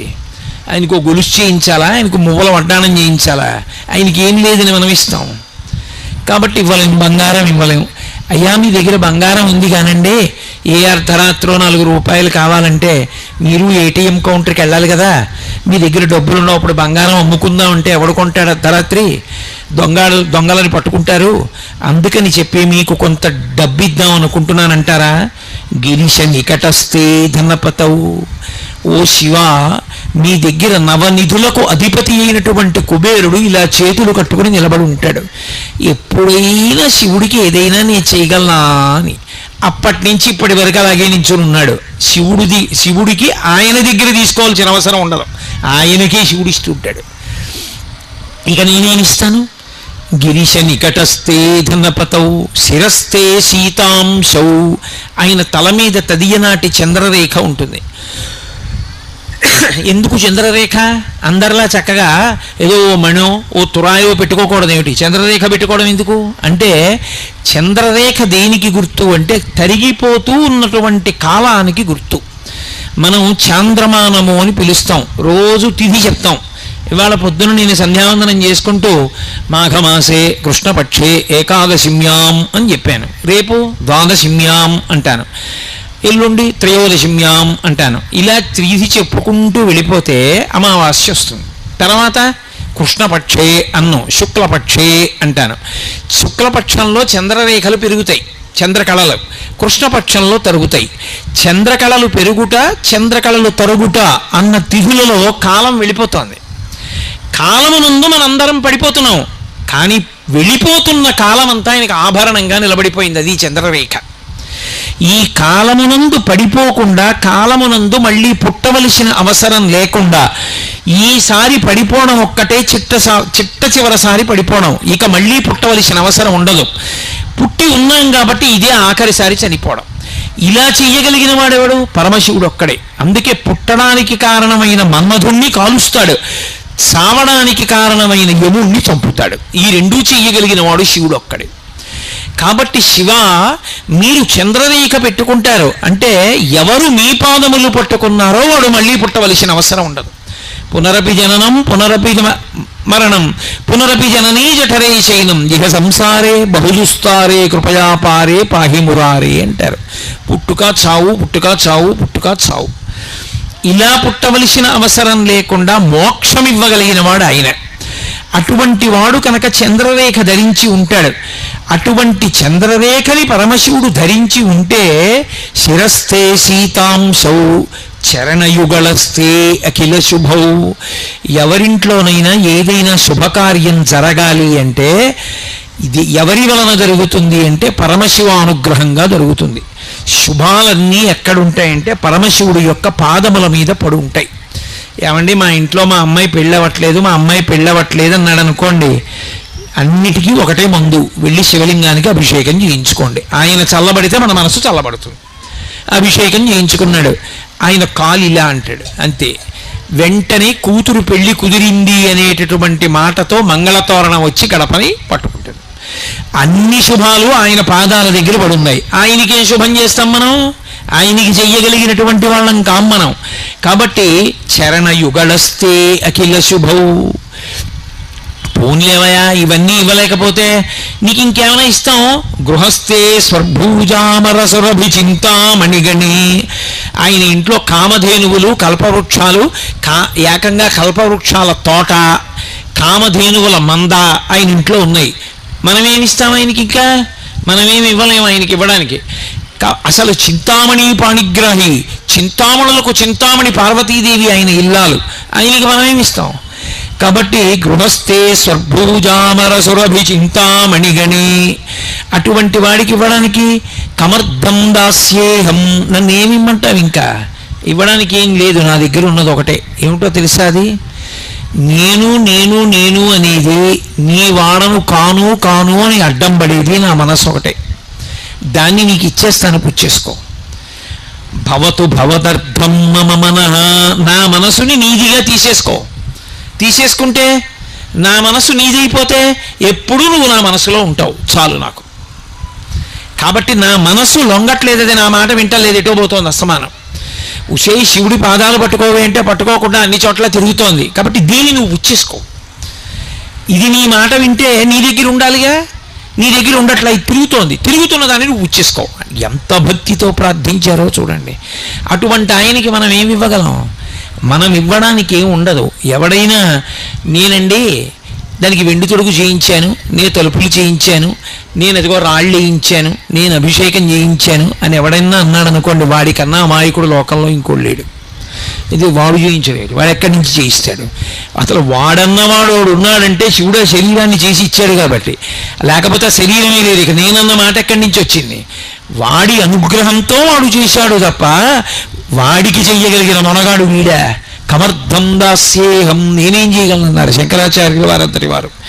కాబట్టి ఆయనకి ఆనవ మలము కార్మిక మలము లేవు. కార్మిక మలం అంటే గత జన్మలలో చేసుకున్నటువంటి కర్మల వలన పాపపుణ్యములను అనుభవించడానికి రాలేదు. మనం చేసుకున్న పాపాలకి మనం దుఃఖపడుతుంటే దుఃఖాన్ని తట్టుకోలేకపోతే ఈశ్వరా మమ్మల్ని అనుగ్రహించండి మనం వేడుకోవడానికి, మనకి అవకాశం ఇవ్వడానికి ఆయన వచ్చి కూర్చున్నాడు. ఇప్పుడు ఆయన ఎవరు? లింగం. లింగం అంటే అది గుర్తు, అంతటా నిండిపోయిన వాడికి గుర్తు. లింగము అంటే గుర్తు, అంతటా నిండిపోయిన పదార్థానికి గుర్తే పరమశివుడు, అదే శివలింగం. ఇప్పుడు ఆ లింగం చల్లబడింది అనుకోండి, అభిషేకం అలా జరుగుతూనే ఉంటుంది, ధారాపాత్రలోంచి నీళ్లు పడుతూనే ఉంటాయి. చల్లబడింది అనుకోండి, అలా చల్లబడితే మన మనసులన్నీ చల్లబడతాయి. అందుకే లోకమంతా బాగుండాలి, లోక కళ్యాణార్థం అభిషేకం. కూతురికి పెళ్ళవ్వాలి, అభిషేకం. కొడుక్కి ఉద్యోగం రావాలి, అభిషేకం. నా ఆరోగ్యం బాగుండాలి, అభిషేకం. ఏమిటో ఇంట్లో పశువులు చచ్చిపోతున్నాయి, ఏదో తెగులొచ్చి, అభిషేకం. పంట పండుతోంది, చేతికి రావట్లేదు, ప్రకృతి విపత్తులు వస్తున్నాయి, అభిషేకం. వర్షాలు పట్టలేదు, అభిషేకం. శ్రీకాళహస్తిలో మృత్యుంజయలింగం అని ఉంటుంది, దక్షిణామూర్తి ఎదురుగుండా. దానికి గోడలు పూర్తిగా ఉండవు, సగం వరకే ఉంటాయి గోడలు. శివలింగం కనపడుతూ ఉంటుంది, తలుపు ఉంటుంది. ఎక్కడ వానలు పడలేదనుకోండి, సువర్ణముఖరి నదిలో నీళ్లు ప్రవహించకపోతే ఏం చేస్తారంటే ఆ తలుపు మూసేస్తారు, గోడ కట్టేస్తారు. కట్టేసి ఆ గోడలు పైకి పెంచేస్తారు, ఆ పైకప్పు దగ్గరికంటా పెంచుతారు. పెంచి అర్చకులు గోడెక్కి కూర్చుంటారు. కూర్చుని సువర్ణముఖరి నదిలో ఉండేటటువంటి జలాల్ని కొత్త కుండలతో తెప్పించి రుద్రం అందరూ కూర్చుని చెప్తూ అభిషేకం చేసేస్తారు. చేసేస్తే ఆ నీళ్లలో శివలింగం మునిగిపోయే వరకు చేస్తారు. శివలింగం చివరి భాగం నీటిలో మునగగానే ఆకాశం అంతా నల్లటి మబ్బులు వచ్చి మెరుపులు మెరిసి వర్షం పడిపోతుంది. ఎన్ని మాటలో జరిగింది శ్రీకాళహస్తిలో. మీరు ఇప్పటికీ శ్రీకాళహస్తి ఎడితే ఆ శివలింగం దక్షిణామూర్తి ఎదురుగున్నా ఉన్న శివలింగానికి వర్షాలు పడకపోతే అభిషేకం చేస్తారని చెప్పారు కోటేశ్వరారు. ఏదా శివలింగం అంటే చూపిస్తారు. కాబట్టి వర్షాలు పడలేదు, శివలింగానికి అభిషేకం. లోకంలో అన్నం దొరకట్లేదు, పరమశివుడికి అన్నాభిషేకం. ఏది జరగకపోయినా ఆయన చల్లబడితే మనం చల్లబడతాం. ఆయన ఎందుకు మరి వేడిగా ఉంటాడు అంటే, మనం ధర్మం పట్టుకోకపోతే, మనం తప్పుడు మార్గంలో తిరుగుతుంటే, వేదాన్ని వదిలిపెట్టేస్తే, భక్తితో బ్రతకవలసిన వాళ్ళు భక్తితో బ్రతకకుండా కృతజ్ఞతతో బ్రతుకుతుంటే, ఆయన దేవాలయంలో ఒక దీపం కూడా పెట్టకపోతే, ఆయనకి పట్టుకొచ్చి కృతజ్ఞతతో ఇన్నిచ్చిన వాడికి ప్రేమతో మళ్ళీ ఆయనకి ఏమీ ఇవ్వకపోతే ఆయనకి చీకాకు కలుగుతుంది. తండ్రే అయినా తాను కష్టపడి పెంచి పెద్ద చేసినటువంటి కొడుకు, నాన్నగారు లోపలికి వస్తున్నారు అనుకోండి, ఏదో డబ్బు లెక్క పెట్టుకుంటున్నాడు కొడుకు, నాన్నగారు లోపలికి వెళ్ళారు, ఆయన ఏం అడగలేదు, ఏమిట్రా డబ్బు ఎంత ఎక్కడిది అని ఏం అడగలేదు. కానీ చటుక్కున పెట్టిలో పెట్టి తలుపేసి తిరిగి నించున్నాడు అనుకోండి, ఆ తండ్రికి ఎంత బాధేస్తుంది. నేను వీడిని కని పెంచి పెద్ద చేశాను, ఉద్యోగం కూడా VRS పెట్టేశాను, వీడికి ఇంత చదువు చెప్పించాను, ఇల్లు కొనిచ్చాను, ఆ డబ్బు నేను పట్టుకుపోతానా? ఆ డబ్బు నన్ను చూసి చటుక్కున పెట్టిలో పెట్టి తలుపేసుకున్నాడే అని పెద్ద ఆయనకి బాధ కలిగి ఆయన ఏం చేస్తాడంటే, నాన్న ఉందాం అనుకున్నాను కానీ ఏమిటో మన ఊరి మీదకి భ్రాంతి పోయిందిరా, నేను బయలుదేరిపోతున్నానని వెళ్ళిపోతాడు. ఉండడు. నేను అబద్ధం చెప్పాను అనుకుంటున్నారా? కృతజ్ఞతతో, పాపభూయిష్టమైన జీవితంతో, భగవంతుడి పట్ల మర్యాదతో బ్రతకకపోతే ఈ దేశంలో భగవంతుడు నడిచి వెళ్ళిపోయాడు దేవాలయాల్లోంచి. అనేక సంఘటనలు జరిగాయి. కంచి నుంచి కామాక్షి వెళ్ళిపోయింది అలా ఒకప్పుడు. కంచిలోంచి కామాక్షి పరదేవత వెళ్ళిపోయి తంజావూరు వెళ్ళిపోయి తంజావూరులో ఉండిపోయింది స్వర్ణకామాక్షి. అందుకే ఇప్పటికీ తంజావూరు స్వర్ణకామాక్షి దగ్గరికి వెడితే ఆవిడ ఎంతో సంతోషపడుతుంది. వీడొక్కడరా, నేను కంచి విడిచిపెట్టి వచ్చేసానని నా కోసం వీడు వచ్చాడు తంజావూరు అంటుంది. స్వర్ణకామాక్షి వెళ్ళిపోయింది. శ్రీరంగం నుంచి రంగనాథుడు వెళ్ళిపోయాడు ఒకప్పుడు. అలా వెళ్ళిపోతేనే కదా ఇవాళ తిరుమలలో రంగనాయకుల మంటపం ఉంది. అక్కడి నుంచి వచ్చేసిన రంగనాథుడు తిరుమలలో రంగనాయకుల మంటపంలో ఉండిపోయాడు చాలా కాలం. భగవంతుడు కూడా దేవాలయాలు విడిచిపెట్టి వెళ్ళిపోయాడు. నేరెళ్ళమ్మ వెళ్ళిపోయింది తూర్పుగోదావరి జిల్లాలోని. అన్నవరం వెళ్ళిపోయింది రత్నగిరి దగ్గరికి. ఎందుకు వెళ్ళిపోతారు దేవతలంటే గుళ్ళల్లోంచి అసహ్యం కలిగితే వెళ్ళిపోతారు. డబ్బు లెక్క పెట్టుకుంటున్న కొడుకు తండ్రిని చూసి డబ్బు దాచుకుంటే అసహ్యించుకున్న తండ్రి తన ఇంటికి తాను వెళ్ళిపోయినట్టే పరమేశ్వరుడు కూడా ఊరు విడిచిపెట్టి వెళ్ళిపోతాడు. అలా వెళ్ళిపోయాడు అనుకోండి, ఉత్పాతములు సంభవిస్తాయి. అందుకే మేమందరం రోజు నీకు ఉపచారాలు చేయట్లేదు, తప్పులే చేస్తున్నాం. అయినా నువ్వు మా కన్న తండ్రివి. ఏమీ తెలియనటువంటి బిడ్డడు మహాపండితుడైనటువంటి తండ్రిని గుండెల మీద కాళ్లతో తంతాడు. అంత మాత్రం చేత కాలు విరిచేస్తాడా తండ్రి? ముద్దు పెట్టుకుంటాడు. మేమందరం తప్పు చేశాం, తప్పు చెయ్యట్లేదని అనలేదు. అందుకే అభిషేకం చేసేటప్పుడు నమస్తే రుద్రమంజవగుతో ఇషవే నమః, నమస్తే అస్తు ధన్వనే బాహుభ్యాముతే నమః అని, అయ్యా మీ చేతిలో ఉన్న ధనస్సుకి నమస్కారం, అయ్యా మీకున్న కోపానికి నమస్కారం, బిడ్డలం ఆ కోపం విడిచిపెట్టేయండి, ఏదో తెలియక తప్పు చేశాం, మమ్మల్ని మన్నించండి. చాలామంది తెలియక ఒక మాట చెప్తుంటారు, రుద్రుడు అంటే రౌద్రమున్నవాడు, కోపంతో ఉంటాడు ఆయన అంటుంటారు. పరమ తప్పు. రుద్రుడు అంటే కోపంతో ఉన్నవాడని కాదు అర్థం. రుత్ అంటే వేదం. వేదము చెప్పినటువంటి ధర్మముతో బతకాలనేటటువంటి అనుగ్రహమును కల్పించేవాడెవరో ఆయన శివుడు, ఆయన రుద్రుడు. ఈ మాట కొంచెం జాగ్రత్తగా పట్టుకోవాలి. ఆయనకి పశుపతి అని ఒక పేరు. పశుపతి అంటే పశువులకు పతి. ఎవరు పశువులు? మనందరం పశువులమే, మీరేమనుకోకండి. మనందరం పశువులం. ఎందుకని? పశువు అంటే 3 మాటలు ఉంటాయి. ఒకటి రాట ఉంటుంది, 2 తాడు ఉంటుంది, దానితో కట్టబడేటటువంటి జంతువు ఉంటుంది. ఈ 3 ఉంటే పశువు. మనకి కూడా 3 ఉంటాయి. ఏమిటి? రాట జన్మ, పుట్టడం రాట, పాశములు కర్మపాశములు. మనం అనేకమైనటువంటి రజోగుణ తమోగుణ ప్రవృత్తులతో తిరగడమే పశుత్వం. ఇప్పుడు కర్మపాశముల చేత జన్మ అనేటటువంటి స్తంభానికి పశువై కట్టబడి ఉంటాడు. ఎప్పుడైతే పశుత్వం పోయిందో పతి ఒకటే మిగులుతుంది. అప్పుడు పశువు ఉండడు, పతి ఉంటుంది. అంటే ఆయనే శివుడైపోతాడు. కట్టు కట్టడానికి, కట్టు విప్పడానికి ఒక మార్గం ఒకటి ఉంటుంది. ఇది మీకు అర్థమయ్యేటట్టు ఎలా చెప్పాలి అని నేను సతమతం అవుతున్నాను. కట్టు కట్టినటువంటి దాన్ని విప్పడానికి కూడా కట్టే వెయ్యాలి. ఎలా వేస్తారంటే, మీకు పల్లెపట్టు గురించి తెలుసు కాబట్టి కొంత తెలుస్తుంది. ఆ రైతు పొలంలోకి వెళ్ళి సాయంకాలం ఇంటికి తిరిగి వచ్చేస్తూ ఇంట్లో ఉండేటటువంటి ఆవుకి పచ్చిగడ్డి మోపు కడతాడు. తాటాకు తీసుకొచ్చి గట్టిగా మోపు కట్టి ఆ తాటాకు చుట్టూ తిప్పి ఇలా తిప్పేసి ముడేసేసి దాని కిందకి దోపేస్తాడు. ఇప్పుడు అట్నుంచి తిరిగి వచ్చాడు, ఆ కట్టు విప్పాలి.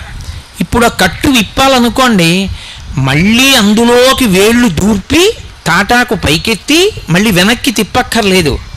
ఓ తాడు తీసుకొచ్చి పచ్చిగడ్డి మోపు కింద నుంచి పెట్టి మోకాలతో నొక్కి తాటితో గట్టిగా ఇలా నొక్కుతాడు. ముడియకుండా దగ్గరగా చేసి ఇలా బిగిస్తాడు. ఇప్పుడు పచ్చిగడ్డి బాగా బిగుసుకుంటే వేసిన కట్టు ఊడిపోతుంది, వదిలిపోతుంది, దాన్ని లాగేస్తారు. ముడేశాడా తాడు? వెయ్యలేదు, తాడిలా అంటాడు. ఇప్పుడు ముడేశాడా? వెయ్యడు. ముడి వేయకుండా కట్టు మీద కట్టులా తాటిని బిగించి ఉన్న కట్టు వదిలిపోయేటట్టు చేస్తాడు. అలా కట్టు ఉన్నంతకాలం కర్మపాశములు పట్టి ఉన్నంతకాలం పశువు. ఆ పాశం పోవాలంటే, కట్టు పోవాలంటే ఆయన పని చేస్తాడు. పైన పెద్ద కట్టుతో నొక్కుతాడు. ఏమిటా కట్టు అంటే ధర్మం. ఇప్పుడు ఆయన చేస్తాడు, భక్తుడు కూడా. ఏమిటి చేస్తాడంటే ధర్మం కోసమే చేస్తాడు ఏది చేసిన. ఈశ్వరుడు ఇలా నన్ను బ్రతకమన్నాడు, ఆయన ఎలా బ్రతకమన్నాడో నేను అలా బ్రతుకుతున్నానంతే. అదే కర్మ తప్ప ఇంకా ఆయనకేం కోరికలు ఉండవు. మీరు తరచుగా పురాణాల్లో ఒక మాట విని ఉంటారు. ఎప్పుడైనా ఋషులు తపస్సు చేసుకుంటున్నారు అనుకోండి, దేవతలు వెంటనే ఇంద్రుడు అప్సరసల్ని పంపిస్తాడు వాళ్ళ దగ్గరికి. ఏదో వసంత ఋతువుని కల్పిస్తాడు, వాళ్ళ దగ్గరికి వసంతుణ్ణి పంపిస్తాడు, మన్మధుణ్ణి పంపిస్తాడు. వాళ్ళ తపస్సు భగ్నం చేసేస్తూ ఉంటాడు. ఎందుకు ఆ పిచ్చి? ఎందుకు దేవతలు అలా చేయడం అంటే బాగా జ్ఞాపకం పెట్టుకోవాలి. ఎందుకు దేవతలు మనిషిని జ్ఞానమును పొందకుండా చూస్తారంటే, మనం మామూలుగా ఉన్నంతకాలం నాకేదో ఒకటి కలిసి రావాలి, ఏదో ఒకటి కలిసి రావాలి అన్నంతకాలం దేవతా సంబంధమైన క్రతువులు చేస్తాం. యజ్ఞాలు, యాగాలు, హోమాలు ఇవన్నీ చేస్తూ వానలు పడాలి, పంటలు పండాలి, మాకు పంటలు కలిసి రావాలి అని. నాకు దేవతల యొక్క అనుగ్రహంతో సంబంధం లేదు, నాకు జ్ఞానము కలగాలి అని ధార్మికమైన జీవనం ఒక్కటే లక్ష్యంగా పెట్టుకున్నాడు అనుకోండి. అప్పుడు ఇక అతను దేవతలకి అన్నం పెట్టడం అంటే ఇక యజ్ఞయాగాదులు చేయడు. ఆ స్థాయికి వెళ్ళిపోకుండా ఉండడం కోసం కిందికి తీసుకురావడానికి వాళ్ళు తపోభంగం చేస్తుంటారు తప్ప అంతకన్నా వాళ్ళు ఏదో చెడ్డ పనులు చెయ్యాలని కాదు. ఇప్పుడు శివుడు గట్టి కట్లు వేస్తాడు, వేస్తే ఆ వేసిన కట్లు జారిపోతాయి. అంటే ఇంతకుముందు మనం చేసినటువంటి పాపపుణ్యములన్న దూది పర్వతంలో ఒక చిన్న అగ్ని నిరుసుపడింది అనుకోండి, కాలిపోతుందా? కాలిపోదా? అన్ని పాపపుణ్యములు కాలిపోతాయి. కాలిపోతే జ్ఞానం ఒక్కటే మిగులుతుంది. ఇక పుట్టవలసిన అవసరం ఉండదు. అప్పుడు పశు ఉండదు, అంటే జన్మ ఉండదు, రాట ఉండదు, పాశం ఉండదు, కట్టబడినవాడు ఉండడు. పశువు పోతే మిగిలినదేది? పతి ఒక్కడే మిగులుతాడు. ఎవడా పతి? పతిం విశ్వస్యాత్మేశ్వరగుం శాశ్వతగుం శివం అచ్యుతం. ఆయనే పతి. ఆ పతిలోకి చేరిపోతాడు. అంటే ఇక్కడే వాడు పశుపతిగా మారుతాడు, శివుడు అవుతాడు. అది జ్ఞానమును పొంది మోక్షం పొందడం. అలా అక్కడ నుంచి క్రింద ఏ కోరికైనా తీర్చడం వరకు ఇవ్వగలిగిన వాడెవరు? ఆయన ఒక్కడే. అందుకే పట్టుకెళ్ళి ఏం చెయ్యాలి ఆయనకి? ఆయన కోపం పోవడానికి మనం ఏం చెయ్యక్కర్లేదు, తప్పు ఒప్పుకుంటే చాలు, ఆయన సంతోషిస్తాడు. కొడుకు ఎన్నో తప్పులు చేశాడు, తండ్రి కక్ష పెట్టు కూర్చుంటాడా? నాన్నగారండి నేను మీ మాట వినలేదు, ఎన్నో తప్పులు చేశాను నాన్నగారండి, ఇప్పుడు నాకు అనుభవంలోకి వచ్చింది, తెలిసి వచ్చింది తప్పులు ఎంత బాధపడతాయో. నాన్నగారండి ఇక నేను తప్పు చెయ్యను, నేను చేసిన పాపాలు పోవడానికి ఒక వారం రోజులుండి మీతో కలిసి కూర్చుని సంధ్యావందనం చేసుకుని మీ కాళ్ళు పట్టి మీతో ఉండి వెళ్ళిపోతాను నాన్నగారు. ఇక నేను జీవితంలో ఎంతో భక్తితో ధార్మికంగా బతుకుతానన్నాడు. తండ్రి పరమ సంతోషాన్ని పొందేస్తాడా? పొందేయడా? మనం కూడా రుద్రంలో అవే మాటలు చెప్తాం. నాన్నగారండి తప్పైపోయింది నాన్నగారండి, నాన్నగారండి ఇంకెప్పుడు చేయను నాన్నగారండి అని ఒకటికి రెండు మాటలు నాన్నగారండి నాన్నగారండి నాన్నగారండి అని ఎలా అంటామో రెండు వైపులా నమస్కారం వేస్తూ రుద్రం అలాగే చెప్తాం. అందుకే నమస్సోమాయ చ రుద్రాయ చ నమస్తామ్రాయ చ అరుణాయ చ నమశంగాయ చ పశుపతయే చ నమ ఉగ్రాయ చ భీమాయ చ నమో అగ్రే వదాయ చ దూరే వదాయ చ నమో మంత్రే చ హనీయసై చ నమో వృక్షేభ్యో హరికేశేభ్యో నమస్తారాయ నమః సంభవే చ. అలా నమః నమః నమః నమః అటు నమః ఇటు నమః అటు నమః ఇటు నమః. అయ్యా నమస్కారం పెడుతున్నా క్షమించు, అయ్యా నమస్కారం పెడుతున్నా క్షమించు. సరేపో ఆయన చల్లబడ్డాడు అనుకోండి, మనం చల్లబడతాం, లోకం చల్లబడుతుంది. ఇప్పుడు ఆయన ఉండడం ఆయనకా మనకా ఉపకారం? ఆయన ఉండడం మనకు ఉపకారం. ఆయన వెంటనే అనుగ్రహిస్తాడు. వెంటనే అనుగ్రహించి ఇంట ప్రశాంతత కల్పిస్తాడు. కాబట్టి సజ్జోజాత ముఖమున్నవాడు అని పిలుస్తారు. అందుకని సజ్జోజాతుడు అని పేరు వచ్చిన శివాలయాలన్నిటిలోకి ఆగమంలో చాలా గొప్పది అని దేన్ని పిలుస్తారంటే, పశ్చిమాభిముఖమైనటువంటి శివలింగం ఏ గుళ్ళో ఉంటుందో ఆ శివాలయం మిగిలిన శివాలయాలన్నిటికన్నా గొప్పది. ఎందుకంటే శివుడి యొక్క పశ్చిమ ముఖం సజ్జోజాత ముఖం. సజ్జోజాతం ప్రపద్యామి సజ్జోజాతాయ వై నమో నమః అని ఆయన పంచమంత్ర పఠనంలో చెప్తాం కదా. సజ్జోజాతుడు అంటే అప్పటికప్పుడు అక్కడికక్కడ కోరిక తీర్చడానికి వచ్చి కటాక్షించేటటువంటి లక్షణం ఉన్నవాడు. కాబట్టి ఇప్పుడు ఆయన ఇటువంటి అనుగ్రహ ప్రదాత. కాబట్టి ఆయనకి కార్మిక మలము లేదు. అంటే గత జన్మలలో చేసుకున్నటువంటి కర్మల యొక్క ఫలితాన్ని అనుభవించడానికి వచ్చి కూర్చున్నవాడు కాడు. అలాంటి ఫలితాన్ని అనుభవించి మనం బాధపడుతుంటే మన బాధ పోవడానికి మార్గం కల్పించడానికి వచ్చి ఆయన కూర్చున్నాడు. దీనికి కార్మిక మలము లేనివాడు. మూడవది మాయిక మలము అంటారు. మాయిక మలము అంటే మాయ. మాయ అన్న మాటకు అర్థం తేలికగా మీకు అర్థం అవ్వాలంటే నామము రూపము ఈ రెండిటినే మాయ అంటారు. అసలు వస్తువు ఏదో అది కనపడదు, పేరు పెట్టింది ఏదో అదే కనపడుతుంది. దీన్ని మాయా అని పిలుస్తారు. మీకు బాగా అర్థం అవ్వాలంటే ఒక్క ఉదాహరణ చెప్తే మీరు పట్టేసుకుంటారు. వెనకటికి ఒక ఆయన బంగారం కొట్టు నడిపేవాడు. ఏదో రాత్రి 8 అయ్యేటప్పటికి ఆయనకి 104 జ్వరం వచ్చేసింది. అంత జ్వరం వచ్చేసి చలి కుదుపు వచ్చి ఇంకా కొట్టులో కూర్చోలేక వెళ్ళిపోతూ ఒరే రాత్రి కొట్టుకి జాగ్రత్తగా దింపు, ఆ ఎదురుగుండా ఉన్నటువంటి చట్రం తాళాలు జాగ్రత్తగా వేసిరా ఇంటికి అని కొడుక్కి చెప్పి వెళ్ళిపోయాడు. మంచి జ్వరం, సంధిలో ఉన్నాడు, పడుకున్నాడు, నిద్రపోయాడు. ఏదో ఔషధం సేవించాడు. తెల్లవారేటప్పటికి జ్వరం తగ్గింది. కొడుకుని పిలిచాడు. ఎరా రాత్రి కొట్టంతా జాగ్రత్తగా ఉందా? తలుపులేసి తాళాలేసి వచ్చావా? లోపల ఉండవలసిన బంగారం అంతా ఉందా అన్నాడు. కొడుకు అన్నాడు, నాన్నగారు లోపల బంగారం ఏం లేదన్నాడు. బంగారం లేకపోవడం ఏమిట్రా, పరిగెత్తుకెళ్ళి చూసిరా అన్నాడు. గబగబా కొడుకు వెళ్ళి కొట్టు తాళం తీసి చూసి మళ్ళీ తాళం వేసేసి వచ్చి నాన్నగారు లోపల బంగారం ఏమీ లేదన్నాడు. బంగారం లేకపోవడం ఏమిట్రా అన్నాడు. నిజం నాన్నగారు, చంద్రహారాలు ఉన్నాయి, ఉంగరాలు ఉన్నాయి, కేయూరములు ఉన్నాయి, కంకణాలు ఉన్నాయి, వడ్డాణాలు ఉన్నాయి, కర్ణాభరణములు ఉన్నాయి, పాపట పిందెలు ఉన్నాయి, గాజులు ఉన్నాయి, ఉంగరాలు ఉన్నాయి, బంగారం మాత్రం లేదు. తండ్రి అన్నాడు, ఓరి మూర్ఖుడా, బంగారం లేని ఆభరణాలు ఉంటాయిరా? బంగారం లేదు ఆభరణం ఉంటుందా? ఆభరణం లేకపోయినా బంగారం ఉంటుంది. చంద్రహారం ఉండక్కర్లేదు, కరిగించేస్తే బంగారం ఉంటుంది.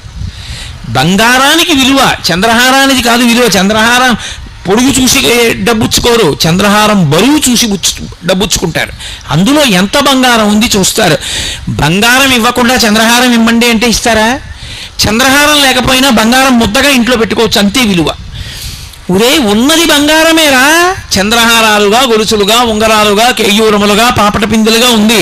బంగారం లేదంటావే మూర్ఖుడా, ఉన్నది ఆభరణములు బంగారమే.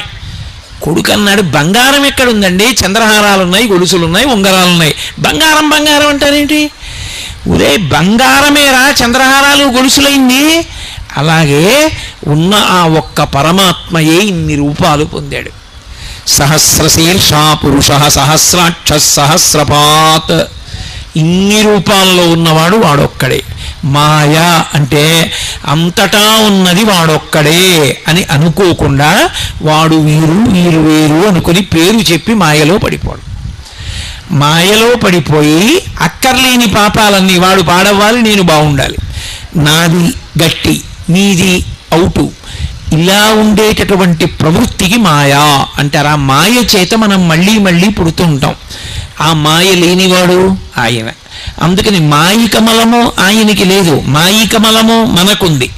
కాబట్టి ఆణవమలము, కార్మికమలము, మాయికమలము మూడిటితో తయారైన వాళ్ళం మనం. ఈ 3 మలములు లేకుండా తయారైన వాడు పరమేశ్వరుడు. తయారైన వాడన్న మాట కూడా వాడకూడదు, ఆయన యందు లేవు అంతే. అటువంటి వాడు ఆయన కానిది ఒకటి ఉన్నది అని చెప్పడం కుదరదు. అసలు ఆయన కానిది ఇది ఉందండి, శివుడు కానిది ఏదైనా ఉందా అని నేను అడిగాను అనుకోండి, మీకు లోకంలో నేను ఒకటి చూపిస్తాను, శివుడు కానిది ఒకటి ఉన్నదే అని చెప్పడానికి ఏదీ లేదు. శివుడే అష్టమూర్తి అని పిలుస్తారు. శివుడే మనం ఈ కంటితో చూడడానికి వీలుగా 8 రూపములను పొందుతాడు. అయితే చిత్రం ఏంటంటే ఈ 8 రూపాలని కూడా పూర్తిగా పూజ చేయడం ఎవరికీ సాధ్యం కాదు. అందులో మొదటిది భూమి, రెండవది నీరు, మూడవది నిప్పు, నాలుగవది వాయువు, ఐదవది ఆకాశం, ఆరవది సూర్యుడు, ఏడవది చంద్రుడు, ఎనిమిదవది జీవుడు. నేను అనుకుంటుంటానే జీవుడు, ఆ జీవుడు 8వది. ఈ 8 శివుని యొక్క మూర్తులు, అందుకే అష్టమూర్తులు అని పిలుస్తారు. భూరంభం శనలో నిరోంబర మహార్నాథో హిమాంసు పుమాన్ ఇత్యాభాతి చరాచరాత్మకమిదం యస్యైవ మూర్త్యష్టకం నాణ్యత్కించన విద్యతే విమృశతాం యస్మాత్ పరస్మాద్ విభో తస్మై శ్రీ గురుమూర్తయే నమ ఇదం శ్రీ దక్షిణామూర్తయే అంటారు శంకర భగవత్పాదులు దక్షిణామూర్తి స్తోత్రంలో. ఈ 8గా ఉంటాడు. ఇప్పుడు నాకు ఒకటి చెప్పండి, ఈ 8 కానిది ఒకటి ఏమైనా ఉందా లోకంలో? ఉండదు. 8 ఉంటాయి. పృథివీ భూమి శివస్వరూపం. ఇప్పుడు నాకు చెప్పండి, అసలు మనం అనుభవిస్తున్నటువంటి సుఖమన్న మాట ఏది ఉన్నా శివుని యొక్క ఉచ్ఛిష్టమే. శివుని వలననే సుఖం ఉన్నది. ఈ భూమి లేదు, ఎక్కడ నిలబడతావు? ఈ భూమి లేదు, పంట ఎక్కడి నుంచి వస్తుంది? ఈ భూమి లేదు, ఇల్లు ఎక్కడ కడతావు? ఈ భూమి లేదు, భూమిలోంచి బొగ్గు రాకపోతే, భూమిలోంచి పెట్రోల్ రాకపోతే, భూమిలోంచి ఇనుము రాకపోతే కారు ఎక్కడి నుంచి తయారు చేస్తావు? విద్యుత్ శక్తి ఎలా తయారు చేస్తావు? నీరు లేదు, ఏం తాగి బతుకుతావు? పంట పండకపోతే ఏం తిని ఈ జీవరాశులన్నీ జీవిస్తాయి? గాలి లేదు, అసలు ప్రపంచం ఎలా నిలబడుతుంది? నిలబడదు. అగ్ని లేదు, ఎలా బ్రతుకుతుంది ప్రపంచం? ఉండదు. పృథివీ ఆపస్తేజోవాయు ఆకాశములు ఆయనే. ఆకాశముగా అంతటా నిండిపోయినవాడు వ్యోమవత్యప్తదేహాయ దక్షిణామూర్తయే నమః. ఆకాశమై నిండిపోయినవాడు ఆయనే. సూర్యుడిగా ఉన్నవాడు ఆయనే. సూర్యుడుగా ఆయన లేడనుకోండి, అసలు లోకానికి ఆరోగ్యం ఎక్కడుంటుంది? ఆరోగ్యం భాస్కరాదిచ్చేత్. సూర్యకిరణముల యొక్క స్పర్శ వలన రోగకారకములైనటువంటి జీవులు చనిపోతాయి. సూర్యకిరణములు పడితే చాలు ఆరోగ్యం లభిస్తుంది. అందుకే పూర్వం కేవలముగా సూర్యకిరణములు పడినటువంటి పదార్థములను కొన్నింటిని తినేవారు. ఆ పదార్థములు తినకుండా ఉండేవారు కాదు, రేగుడియాలని పెట్టేవారు ప్రత్యేకం. అవేమి ఆ నూనెలోనో ఎందులోనో వేయించరు. రేగుపళ్ళు తీసుకొచ్చి సూర్యకిరణాల్లో పెడతారు, గట్టి పడతాయి. ఆ రేగు ఒడియాలు దాచుకుని ఆ ఒడియను తినేవారు. అసలు ఈ గడ్డంతా రేగు చెట్లతో కూడుకున్నటువంటిది. ఆ రేగు పండు తింటే సూక్ష్మక్రిములు నశిస్తాయి, అది ఆరోగ్యకారకం. అలాగే అప్పడం ఒత్తి సూర్యకిరణాలకు ఎదురుగుండా తీసుకొచ్చి పెడతారు. పెడితే సూర్యకిరణముల చేత అప్పడం ఎండుతుంది. ఆ ఎండిన అప్పడాన్ని తీసుకెళ్లి డబ్బాలో పెట్టి ఉంచుతారు. ఎన్ని నెలలు ఉంటుంది? పాడవదు. సూర్యకిరణములు తగిలితే సూక్ష్మక్రిములు పోయి నిలవ ఉండే శక్తి వస్తుంది. సూర్యకిరణములే ఆరోగ్యములకంతటికీ కూడా కారణము. అటువంటి సూర్యబింబంగా ఉండేటటువంటి వాడు పరమశివుడు. ఏది? ఆయన వంక చూస్తూ ఓ రోజు పొద్దున్నుంచి సాయంకాలం వరకు పూజ చేయి, సాధ్యమా? అసలు పువ్వు నువ్వు విసిరింది ఆయన మీద పడుతుందా? నువ్వు వేసిన నీళ్లు ఆయన మీద పడతాయా? చెయ్యలేవు. పృథివీకి అంతటికీ పూజ, ఈ భూమండలానికి అంతటికీ పూజ చేయగలవా? చెయ్యలేవు. ఉన్న నీటికి అంతటికీ పూజ చెయ్యలేవు. గాలికంతటికీ పూజ చెయ్యలేవు. ఆకాశానికి అంతటికీ పూజ చెయ్యలేవు. అగ్నికంతటికీ పూజ చెయ్యలేవు. చంద్రబింబానికి పూజ చెయ్యలేవు. జీవుడికి పూజ చెయ్యలేవు. నేనంటున్నావే, ఆ నేనన్నది ఎక్కడుందని దానికి పూజ చేస్తావు? చెయ్యలేవు. మరిప్పుడు ఆ 8 శివుడైతే అసలు ఆయనకి పూజలా? చెయ్యలేం. కాబట్టే ఈ 8ంటికి ప్రతినిధులుగా మళ్ళీ 8 లింగాలుగా వచ్చాడు ఆయన. అందుకే కంచిలో పృథివీలింగం, కాంచీపురంలో ఏకాంబరేశ్వరుడు ఈ పృథివీకంతటికీ సంకేతం. పృథివీ పట్ల మనం అనేకమైనటువంటి దోషాలు చేస్తాం. పృథివీ సూక్తం అని అందులో చెప్తారు. యన్మృత్తికాత్హననే పాపం. భూమి మీద గట్టిగా తాళనం చేయకూడదు. నడిచి వెడుతున్నాడు అనుకోండి, చప్పుడు అవ్వకూడదు. చప్పుడైందనుకోండి భూమిని తాడనం చేసిన దోషం వస్తుంది. నిష్కారణంగా భూమిని తవ్వకూడదు. కారణం లేకుండా పుల్ల మొక్కెట్టి గోళ్ళెట్టి వేళ్ళెట్టి కాళ్ళెట్టి మట్టి తవ్వాడనుకోండి దోషం వస్తుంది. మృత్తికని నిష్కారణంగా కొట్టకూడదు. మృత్తిక మీద ఎక్కడ పడితే అక్కడ మలమూత్ర విసర్జన చేయకూడదు.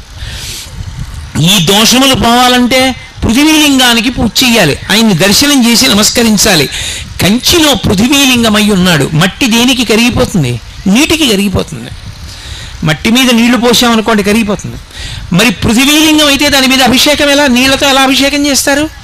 అందుకే కంచిలో పృథివీలింగానికి నీళ్లతో అభిషేకం చేయరు, మల్లె నూనెతో అభిషేకం చేస్తారు. ఒక్క మల్లె నూనె పోస్తారంతే ఏకాంబరేశ్వర లింగం మీద. మీరు ఇప్పటికీ కంచి వెడితే పక్షి గూడులా ఉంటుంది. దేంతో అభిషేకం చేస్తారండి అని అడిగారు అనుకోండి, అక్కడికి గంగాజలాలు అవి పట్టుకెడితే చేయరు, ఒక్క మల్లె నూనెతో అభిషేకం చేస్తారు.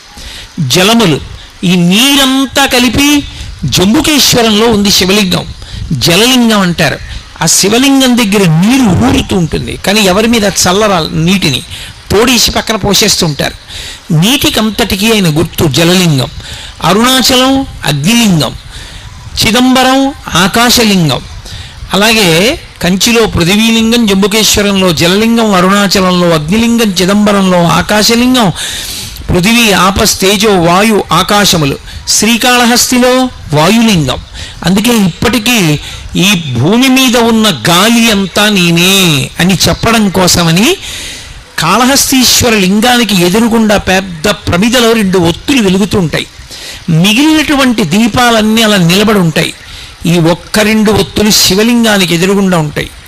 గాలి అంతా ఏది అంటే ఆయన ఉచ్ఛ్వాస నిశ్వాసలు, ఆయన విడిచిపెట్టి పీల్చే గాలి ప్రపంచమంతా ఉంటుంది. గాలి నేనేను సుమా అని చెప్పడానికే శ్రీకాళహస్తిలో శివలింగం ఎదురుగుండా ఉన్నటువంటి ప్రమిదలో ఉన్న 2 ఒత్తులలో వెలుగుతున్న దీపాలు ఎప్పుడు కదులుతుంటాయి ఇలా. ఒకానొకప్పుడు బ్రిటిష్ వాళ్ళు ఈ దేశాన్ని పరిపాలించినప్పుడు ఇదంతా ఉట్టి తప్పు మాట, ఎక్కడి నుంచో గాలి వస్తోంది, కదులుతున్నాయి ఆ ఒత్తులు.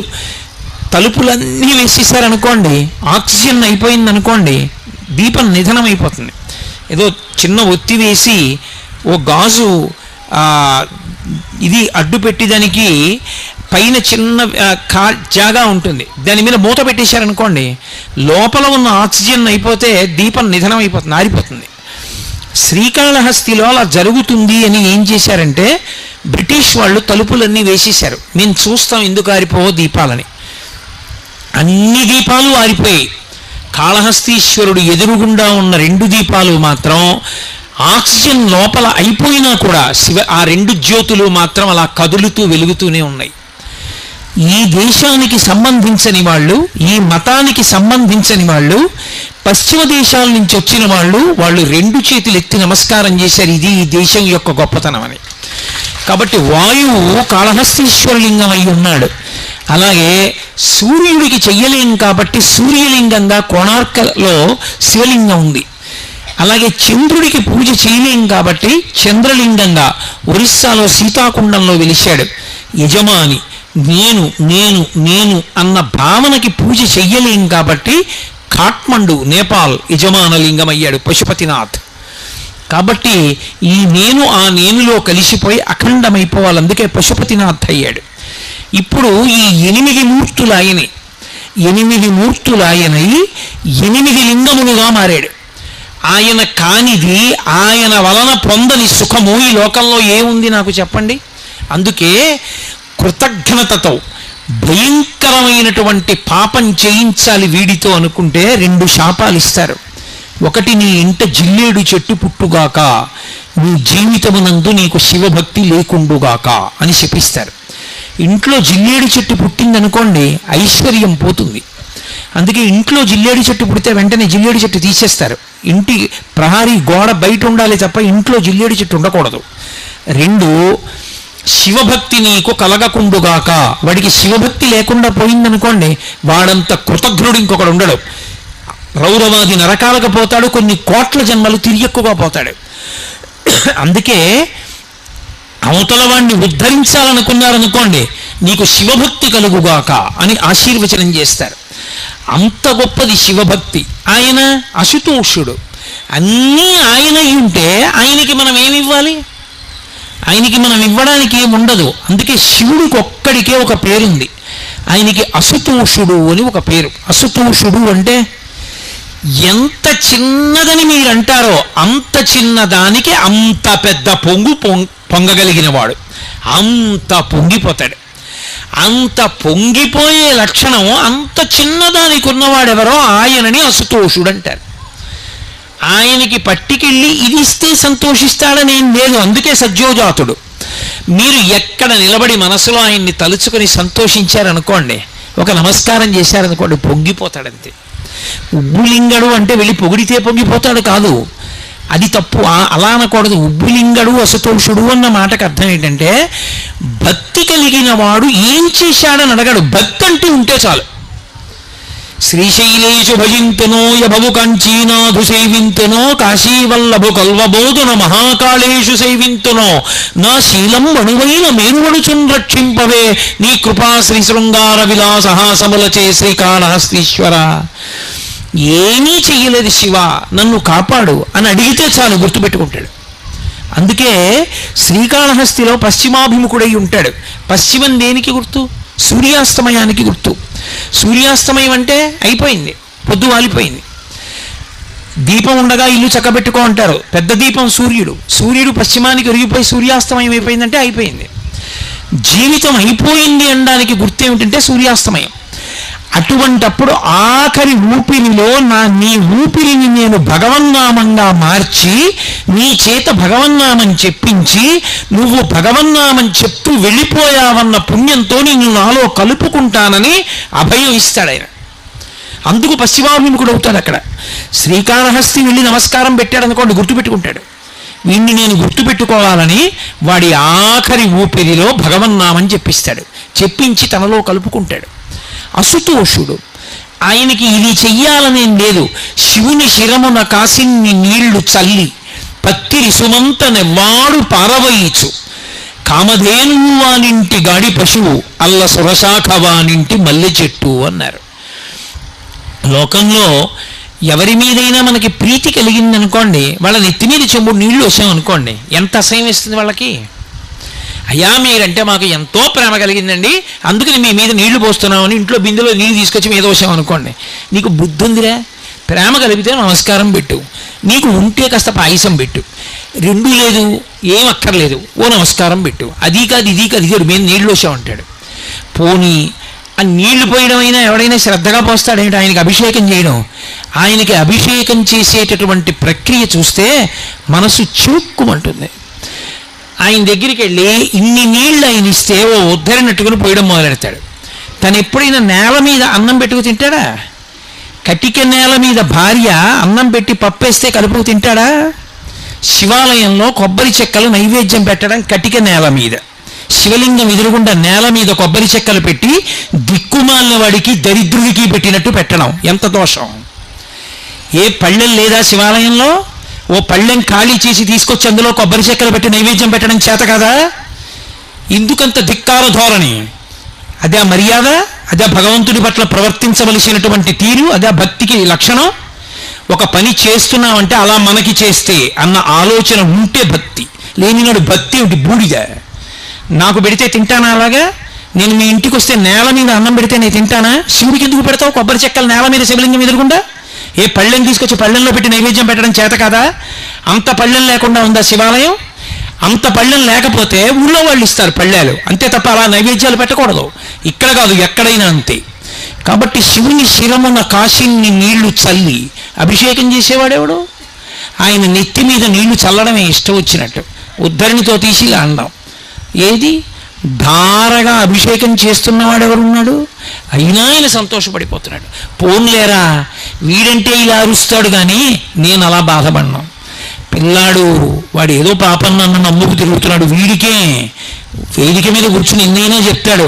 అంతరాలయంలో రోజు 6 గంటలు రోహిణీ కార్తీలు నిలబడితే తెలుస్తుంది కష్టం ఏమిటో. ఏదో ఒక్కరోజు తెలియక పెట్టాడేమో. కాబట్టి ఆయన పట్టించుకోడు, ఆయన ఉదారుడు. కాబట్టి శివుని శిరమున కాశీని నీళ్లు చల్లి, కాశీ నీళ్ళు ఇలా చల్లితే చాలు ఆయన పొంగిపోతాడు. పత్తిరి సుమంత నెవ్వాడు పారవయిచు. పరమ సంతోషంతో పత్రి తీసి పూజ చేసిన వాడెవరు?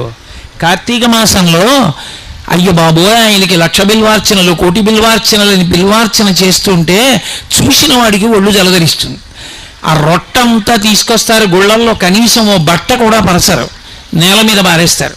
నేల మీద పడేస్తే పృథివీ శివలింగం ఏమైంది? అయిపోయింది పూజ. నేల మీద పడితే పూజ అయిపోయింది అంతే.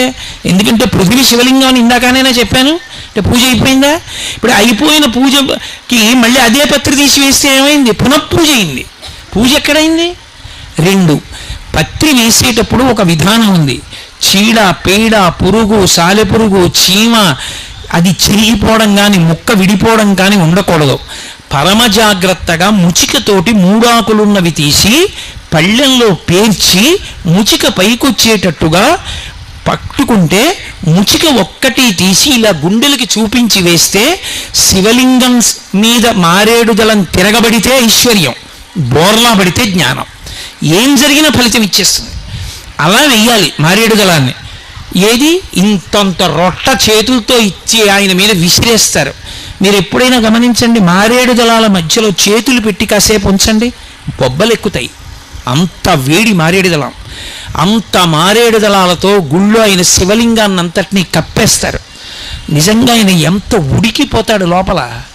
అలా కప్పేస్తే కనీసం కనపడుతుందా? ఆయన అంతటా ఉంటాడు నిజమే. భక్తి అన్న మాటకి ఉన్నాడన్న మాట ఒకటి ఉందిగా. ఏది పూజ అసలు? అసలు ఆ భావన ఎక్కడుంది? పత్తి రుసుమంత నెవ్వాడు పారవయించు. వాడు పత్రి పారేశాడంటే ఆయన మీద, అయినా కూడా ఆయన ప్రసన్నుడై కామధేనువు అనింటి గాడి పశువు అలా పత్రి విసిరేసిన వాడికి కామధేనువుని తెచ్చి వాడి దొడ్లో కట్టేస్తాడు. నీ కోరికలు తీర్చుకోరా అంటాడు. అల్ల సురశాఖవానింటి మల్లి చెట్టు కల్పవృక్షాన్ని తీసుకొచ్చి అటువంటి వాడి ఇంట్లో పెరట్లో పాతి నీ కోరికలు తీర్చుకోరా అంటాడు. అపరాధం అన్నది పట్టించుకోకుండా లోపలికి వచ్చాడు, నమస్కారం పెట్టాడు, అంతే చాలని పొంగిపోయేవాడెవరో వాడు అసుతోషుడు తప్ప నాకు ఇది ఇవ్వాలన్న కోరిక వాడికి ఉండదు అసలు. అంతటి ప్రసన్న హృదయుడై చిన్న దోషం కూడా పట్టించుకోకుండా శివ అని పిలిచినంత మాత్రం చేత పొంగిపోయేటటువంటి మనసున్నవాడెవరో వాణ్ణి శివుడని పిలుస్తారు. అందుకే మీరు చూడండి, శివభక్తి యొక్క చరిత్ర మీరు పరిశీలనం చేస్తే లోకానికి అపరాధంగా కనపడినవన్నీ కూడా భక్తి ఉన్నప్పుడు ఆయన ఉపచారంగా తీసుకున్నాడు. లోకం అపచారంగా తీసుకుంది దాన్ని. ఒకప్పుడు శివభక్తులు 63 మంది ఉన్నారు నాయనార్లు. అందులో తిరునీలనక్క నాయనార్ అని ఒక నాయనార్. ఆ నాయనార్ పరమేశ్వరుడికి కళ్ళు మూసుకుని మారేడు దళాలు వేస్తున్నాడు. భార్య మారేడు దళాలు పేర్చి పళ్ళెం ఇస్తోంది. ఆయన ఒళ్ళో పెట్టుకుని పరవశంతో అప్పుడప్పుడు కళ్ళు మూసుకుని ఆ చివర ఉన్న ఈయన పట్టుకుని శివలింగం మీద వేస్తున్నాడు. కొంతసేపు అయిన తర్వాత ఆవిడ చూడలేదు, ఒక మారేడు దళం మీద సాలెపురుగు ఉంది. సాలెపురుగు ఆయుర్వేదంలో అన్నిటికన్నా పెద్ద విషం ఉన్న ప్రాణి సాలెపురుగే. అత్యంత ప్రమాదకరమైన ప్రాణిగా ఆయుర్వేదంలో చెప్పబడేది ఏది అంటే సాలెపురుగే. సాలెపురుగు పాకుతోంది. సాలెపురుగుకి ఒళ్ళంత విషం. అది పాకితే చాలు దద్దుర్లు వస్తాయి. అది పాకితే కొన్నాళ్ల పాటు పోదు. అటువంటి ర్యాష్ అంటారే, అటువంటి దద్దుర్లు వచ్చేస్తాయి. అది శివలింగం మీద పాకుతోంది పెద్ద సాలెపురుగు. నీలనక్క నాయనార్ భార్య చూసింది, నాయనారు కూడా చూశాడు. ఆయన మహానుభావుడు, ఆయన ఒంటి మీద సాలెపురుగు పాకితే ఆయనకి లెక్క ఊరుకున్నాడు. నాయనార్ భార్య చూసి అనుకుంది, అమ్మో నా తండ్రి శరీరం అంత కోమలంగా ఉంటుంది, ఆయన ఒళ్ళంతా పాకేస్తోందే సాలెపురుగు, ఒళ్ళంతా ఎంత తట్లు కట్టేస్తుందో, ఎంత దురద పెడుతుందో ఆయనకని భయపడి కన్నతల్లి పిల్లవాడికి ఏదైనా ఇబ్బంది వస్తే వెంటనే తూతూ అంటుంది అని శ్రీకృష్ణ కర్ణామృతంలో లీలాశకుడు కూడా అంటాడు. ఆ తూతూ అని ఉమ్మేసి గబగబా రాసేస్తుంది ముందు వాడికి ఆ ఇబ్బంది కలగకుండా చూడ్డానికి. అలా ఆమె కన్న తల్లిలా అమ్మో శివుడికి ఎక్కడ ఇబ్బంది వస్తుందో అని చేతిలో ఉమ్మేసుకుని శివలింగానికి రాసేసింది.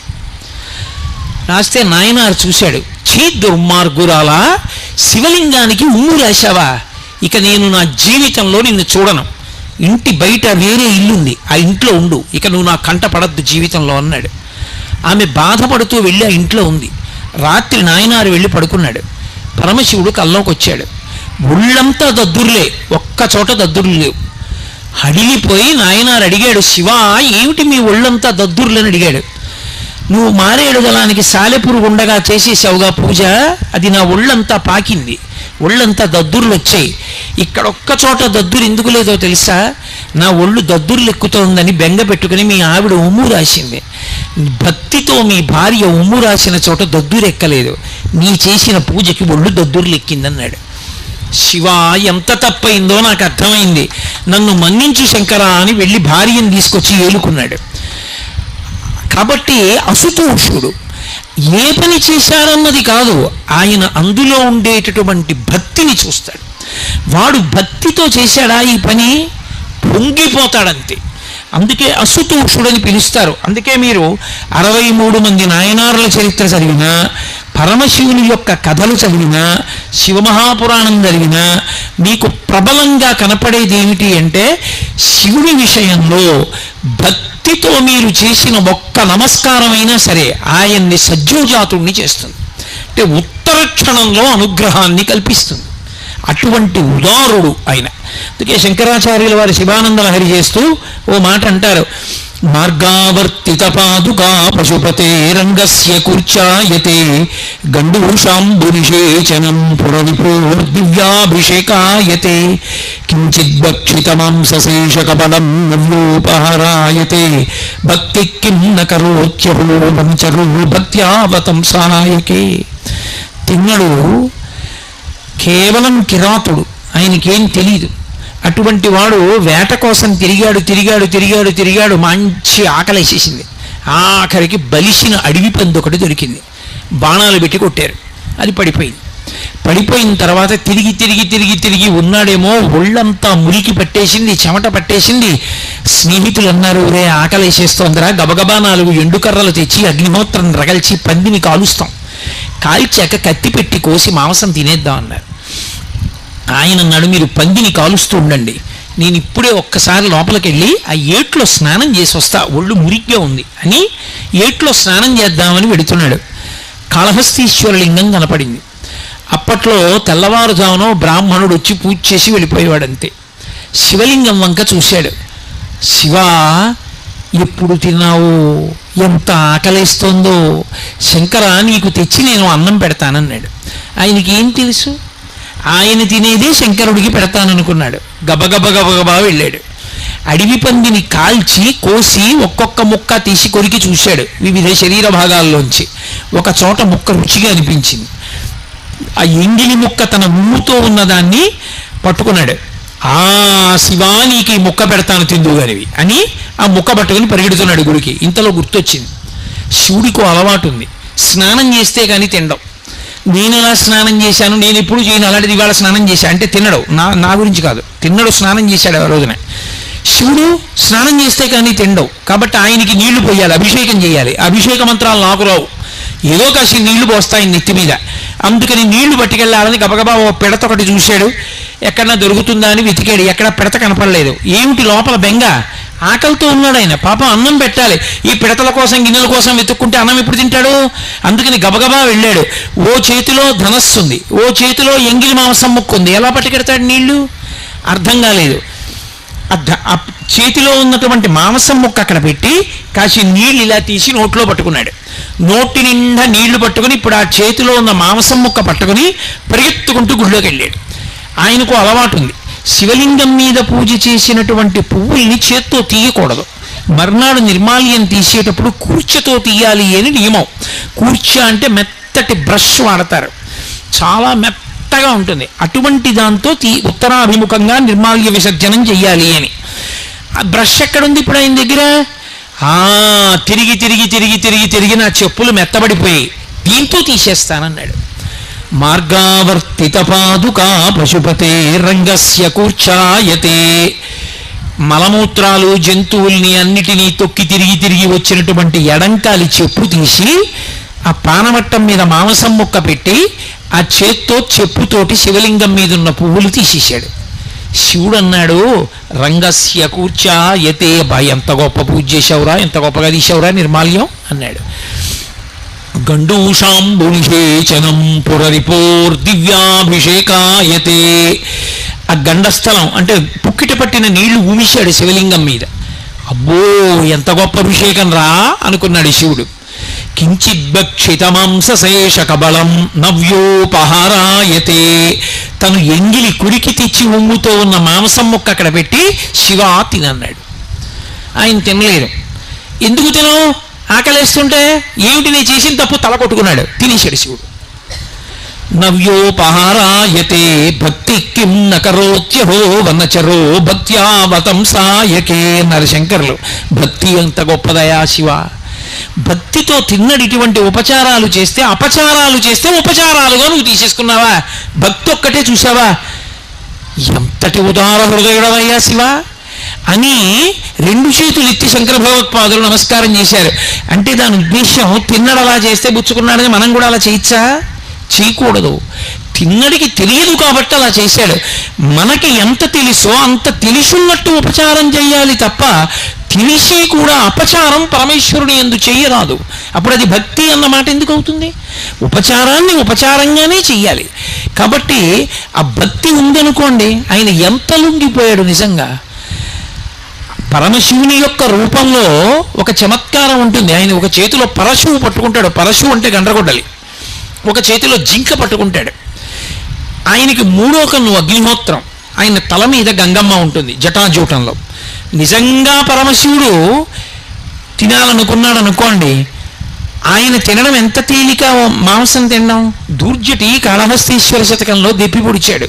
అసుతోషుడు శివుడు ఎందుకయ్యాడో చెప్తూ, నీకు మాంసము వాంఛయేని కరువా నీ చేత లేడుండగా జోకైనట్టి కుఠారముండ అనల జ్యోతుండ నీరుండగా పాకం బొప్ప ఘటించి చేతి పునుకన్ భక్షింపక బోయచే చేకుంటెంగిలి మాంసమిట్లు తగునా శ్రీకాళహస్తీశ్వర.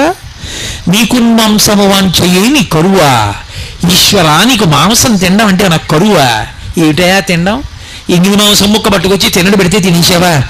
నిజంగా నీకు తినాలనిపించిందనుకో, లేచి వంటింట్లో కూడా నువ్వు వెళ్ళక్కర్లా. ఈ చేతిలో ఉన్న గొడ్డలతో ఈ చేతిలో ఉన్నటువంటి జింకను దెబ్బ కొట్టి ఇంత మాంసం ముక్కోటి పీకి చేతిలో ఉన్న బ్రహ్మకపాలంలో పడేసి పైన గంగమ్మ కాస్త నీళ్లు అందులో పోసి మూడో కన్నా అగ్నిహోత్రం మీద ఉడకేసుకుని నోట్లో పడేసుకోవచ్చు. లేచి కూడా వెళ్ళక్కర్లా. అటువంటిది ఇలా తినడం మానేసి బోయవాడు తెచ్చిపెట్టిన ఎంగిలి మాంసం తిన్నావా అంటే అసుతోషుడు.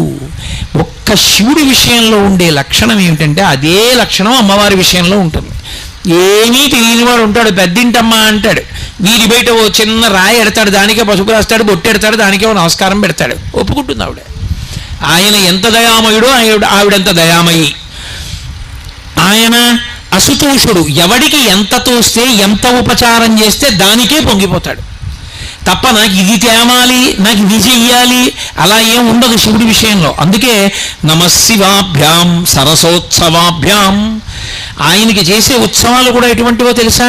ఆయన కోసం ఉండవు ఉత్సవాలు, మన కోసం ఆయన వస్తాడు. కార్తీక మాసంలో కార్తీక పౌర్ణమి నాడు జ్వాలాతోరణం అని చేస్తారు. ఆయన కర్మ అండి. ఆయన్ని ఉత్సవం అని చెప్పి మాడవీధుల్లో వెంకటేశ్వర స్వామి వారిని వాహనాలకి ఊరేగించినట్టు ఆయనకేం పెద్ద పెద్ద ఊరేగింపులు అవి చేయరు. ఆయనకి చేసే ఉత్సవం ఏమిటంటే ఆవిరిగడ్డి తీసుకొచ్చి పెద్ద తోరణం కట్టి దానికి అగ్నిహోత్రం వెలిగిస్తారు. ఆ తోరణం మండిపోతుంటే దాని కింద నుంచి పల్లకీలో ఈయన్ని పట్టుకెడతారు. మధ్యలో పడితే పైనుంచి ఆయన మీద పడదు. ఎందుకైనా జ్వాలా తోరణం కింద నుంచి తిప్పడం అంటే శరీరం విడిచిపెట్టిన తరువాత పాపములు చేసిన వాడికి యమలోకంలో జ్వాలాతోరణం దర్శనమిస్తుంది. అగ్నితోరణంలోంచి లోపలికి వెళ్ళాలి యమలోకంలోకి. అది మహాబాధ. నువ్వు ఎన్ని పాపాలు చేసినా కార్తీక మాస పౌర్ణమి నాడు నీకోసం నేనొస్తా, నేను పెడతా జ్వాలాతోరణం కింద. నా వెనక నువ్వు వస్తే ఇంక నువ్వు ఆ జ్వాలాతోరణం చూడక్కల్లా, ఈ జ్వాలాతోరణంతో సరి అని మన కోసమని తానొస్తాడు. ఆయన కర్మ. ఆయన రావాల్సిన అవసరం ఏమిటి జ్వాలాతోరణం కిందకి? మన కోసమని తానొస్తాడు. అందుకని నమశివాభ్యాం సరసోత్సవాభ్యాం. ఆయన ఉత్సవాలు మన కోసం, ఆయన కోసం కాదు. అంతటి మహితాత్ముడైన. కాబట్టి అటువంటి శంకరుడికి 4 యామముల యందు పూజ జరిగేటటువంటిది మహాశివరాత్రి. మహాశివరాత్రి అన్న తిథికి ఉన్న గొప్పతనం ఏమిటంటే అర్ధరాత్రి 12 గంటల వేళ కటిక చీకట్లో శివలింగం ఆవిర్భవించింది. మనకి ఇటుపక్క ఏ దేవాలయాల్లోనూ లింగోద్భవమూర్తి ఉండదు. ఇప్పటికీ మీరు అది చూడాలి అంటే శ్రీకాళహస్తి దేవాలయం వెనక్కి వెడితే వెనక గోడ మీద కనపడుతుంది లింగోద్భవమూర్తి. అంటే లింగంలో శివుడు ఉంటాడు. తల కనపడదు, పాదాలు కనపడవు. తల దగ్గర హంస వెడుతూ ఉంటుంది, పాదముల దగ్గర ఒక వరాహము అడవి పంది వెడుతూ ఉంటుంది. ఎందుకలా అంటే ఆయన ఆపాతాళ నభస్థలంత భువన బ్రహ్మాండమా విస్ఫురత్ జ్యోతిస్పాటిక లింగమౌళి విలసత్పూర్ణిందు అంతామృతై. కటిక చీకట్లో ఒక జ్యోతిస్తంభం ఏర్పడింది. చీకట్లో అంత పెద్ద జ్యోతిస్తంభం లేచిందనుకోండి, ఎంత వెలుతురు వస్తుంది? లోకం అజ్ఞానంలో ఉంటే అజ్ఞానపు చీకట్లు పోకార్చడానికి అంత పెద్ద జ్యోతిస్తంభం పాతాళం కన్నా కింద నుంచి అభస్థలంత భువన బ్రహ్మాండమా విస్ఫురత్, పైలోకాలు ఎక్కడి వరకు ఉన్నాయో వాటిని దాటి పెరిగిపోయింది. అది అంత పెద్ద జ్యోతిస్తంభమే శివలింగము. అంత పెద్ద దాన్ని పూజ చేయడం బ్రహ్మ విష్ణువులకు సరిపోలేదు. విష్ణువు వరాహమూర్తి భూమిని తొలుచుకుంటూ కిందకి వెళ్ళారు. ఎంత వెళ్ళినా పాదాలు కనపడలేదు. హంసవాహనం ఎక్కి బ్రహ్మగారు వెళ్ళాడు పైకి, ఆయనకి తల కనపడలేదు. అంటే పరమశివుని యొక్క వ్యాపకత్వమును బ్రహ్మ విష్ణువులకు తెలియలేదు. ఆయన ఎంత వ్యాపించి ఉంటాడన్నది చెప్పగలిగిన మనగాళ్ళం మనమా? చెప్పలేము. కానీ అంత నిండిపోయిందనుకోండి, ఎలా చూస్తాం ఈ మాంసనేత్రంతో? ఎలా చేస్తాం పూజ? అందుకని అది తరిగిపోయి కిందకు వచ్చేస్తే లింగం అవుతుంది. అందుకే లింగం చతురస్రాకారంగా ఉంటే పడుకుందంటారు. కంచిలో ఇప్పటికీ పడుకున్న లింగాలు, కూర్చున్న లింగాలు, నిలబడిన లింగాలు అని ఉంటాయి. అవి పీఠం అది చతురస్రాకారంగా ఉందా, త్రిభుజంగా ఉందా అన్నదాన్ని బట్టి నిర్ణయం చేస్తారు. శివలింగం ఎప్పుడూ కూడా సాధారణంగా గుండ్రంగా ఉంటుంది. శ్రీకాళహస్తి లాంటి లింగాలు మినహాయింపు గుండ్రగా ఉంటుంది. గుండ్రగా ఉండడానికి కారణం ఏమిటో తెలుసా? ఇప్పుడు నేను ఇలా ఓ సున్నా గీశాను అనుకోండి, ఈ నా ఎదురుగుండా ఉన్న బల్ల, శాలువాలు, పూలదండలు ఎందులో ఉన్నాయి? నేను గీసిన సున్నాలో ఉన్నాయి. నేను ఇప్పుడు ఈ సున్నా ఇలా నా చుట్టూ కూడా తిప్పాను అనుకోండి, నేను మైకు ఇవి కూడా ఎందులో ఉన్నాయి? సున్నాలో ఉన్నాయి. నేను అలా సున్నా ఇలా సభ చుట్టూ తిప్పాను అనుకోండి, ఇప్పుడు ఈ సభ ఇవి అన్నీ కూడా ఇందులో ఉన్నాయి, ఆ సున్నాలో ఉన్నాయి. నేను దాన్ని ఇలా తిప్పాను అనుకోండి, తేతలి చుట్టూ తిప్పాను అనుకోండి, తేతలి గ్రామం అంతా ఇందులో ఉంది, అందులో ఉంది. నేను దాన్ని ఇలా అన్నాను అనుకోండి, భారతదేశం అంతా తిప్పేశాను అనుకోండి, ఇప్పుడు దేశం అంతా ఎందులో ఉంది, అందులో ఉంది. సమస్త బ్రహ్మాండముల చుట్టూ అలా గీత గీశాను అనుకోండి, ఇప్పుడు అవన్నీ ఎందులో ఉన్నాయి, అందులో ఉన్నాయి. అసలు నిజానికి అండాకారములో ఉంటుంది, బ్రహ్మాండము అంటారు. అందుకే కోడిగుడ్డు ఆకారంలో ఉంటుంది. అసలు ఈ లోకాలన్నీ శివలింగాకృతిలో ఉంటాయి. అది ఒరగడం ఎటురుగుతుందంటే చేసిన అభిషేక ద్రవాలన్నీ కూడా ఉత్తర దిక్కున సముద్రంలో పడిపోతాయి. దేవతలు చేసినటువంటి అభిషేకాలన్నీ కూడా ఉదయగ్రావము పానవట్టము అభిషేకో తత్ప్రవాహంబు వార్ధి జలధ్వంతము ధూపదీమము అని దూర్జటి కాళహస్తి మహాత్యంలో వర్ణిస్తాడు. బ్రహ్మాండాకృతిలో ఉంటే గుడ్డు ఇలా పట్టుకున్నాం అనుకోండి, ఓ పక్కకి వాలుగా ఉంటుంది. అది ఉత్తర దిక్కుకు పడాలి అభిషేక జలాలు. అవే దేవతలు చేసిన అభిషేక జలాలే మహాసముద్రాలై పడిపోయి ఉత్తర దిక్కున. ఇప్పుడు అంతటా నిండిపోయింది అనుకోండి గుండ్రంగా ఇలా లింగం, ఎలా పూజ చేస్తారు చెప్పండి నాకు? మీరే అందులో ఉన్నారు. ఇక మనం ఎలా చేస్తాం పూజ? అప్పుడు ఆయన ఏం చేస్తాడంటే మనని అనుగ్రహించడానికి ఇలా తరుగుతూ వస్తాడు. ఇలా పెరిగినది ఏదుందో అది బ్రహ్మాండమా విస్ఫురత్. బ్రహ్మాండమా విస్ఫురత్ సంకోచత్వాన్ని పొందితే ఇలా తరుగుతుంది. తరిగి తరిగి తరిగి తరిగి తరిగి మన ఎదురుగుండా ఇలా గుండ్రంగా కూర్చుంటాడు. ఇప్పుడు అది పైకి కిందకి వెడల్పు తిరిగిపోయింది అనుకోండి, అన్నీ అందులోకి వెళ్ళిపోతాయి.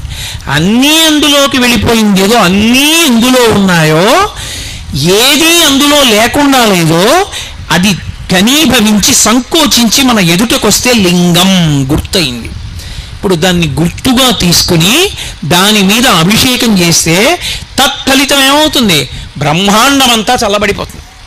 అందుకే ఒక్కడు శివలింగాన్ని సక్రమంగా అభిషేకం చేసేవాడుంటే లోకమంతా చల్లబడిపోతుంది. అందుకే అది చల్లగా ఉండడానికే పైన చంద్రబింబం నుంచి అమృతధారబడినట్టు ధారాపాత్ర కట్టి వెళ్ళిపోతారు.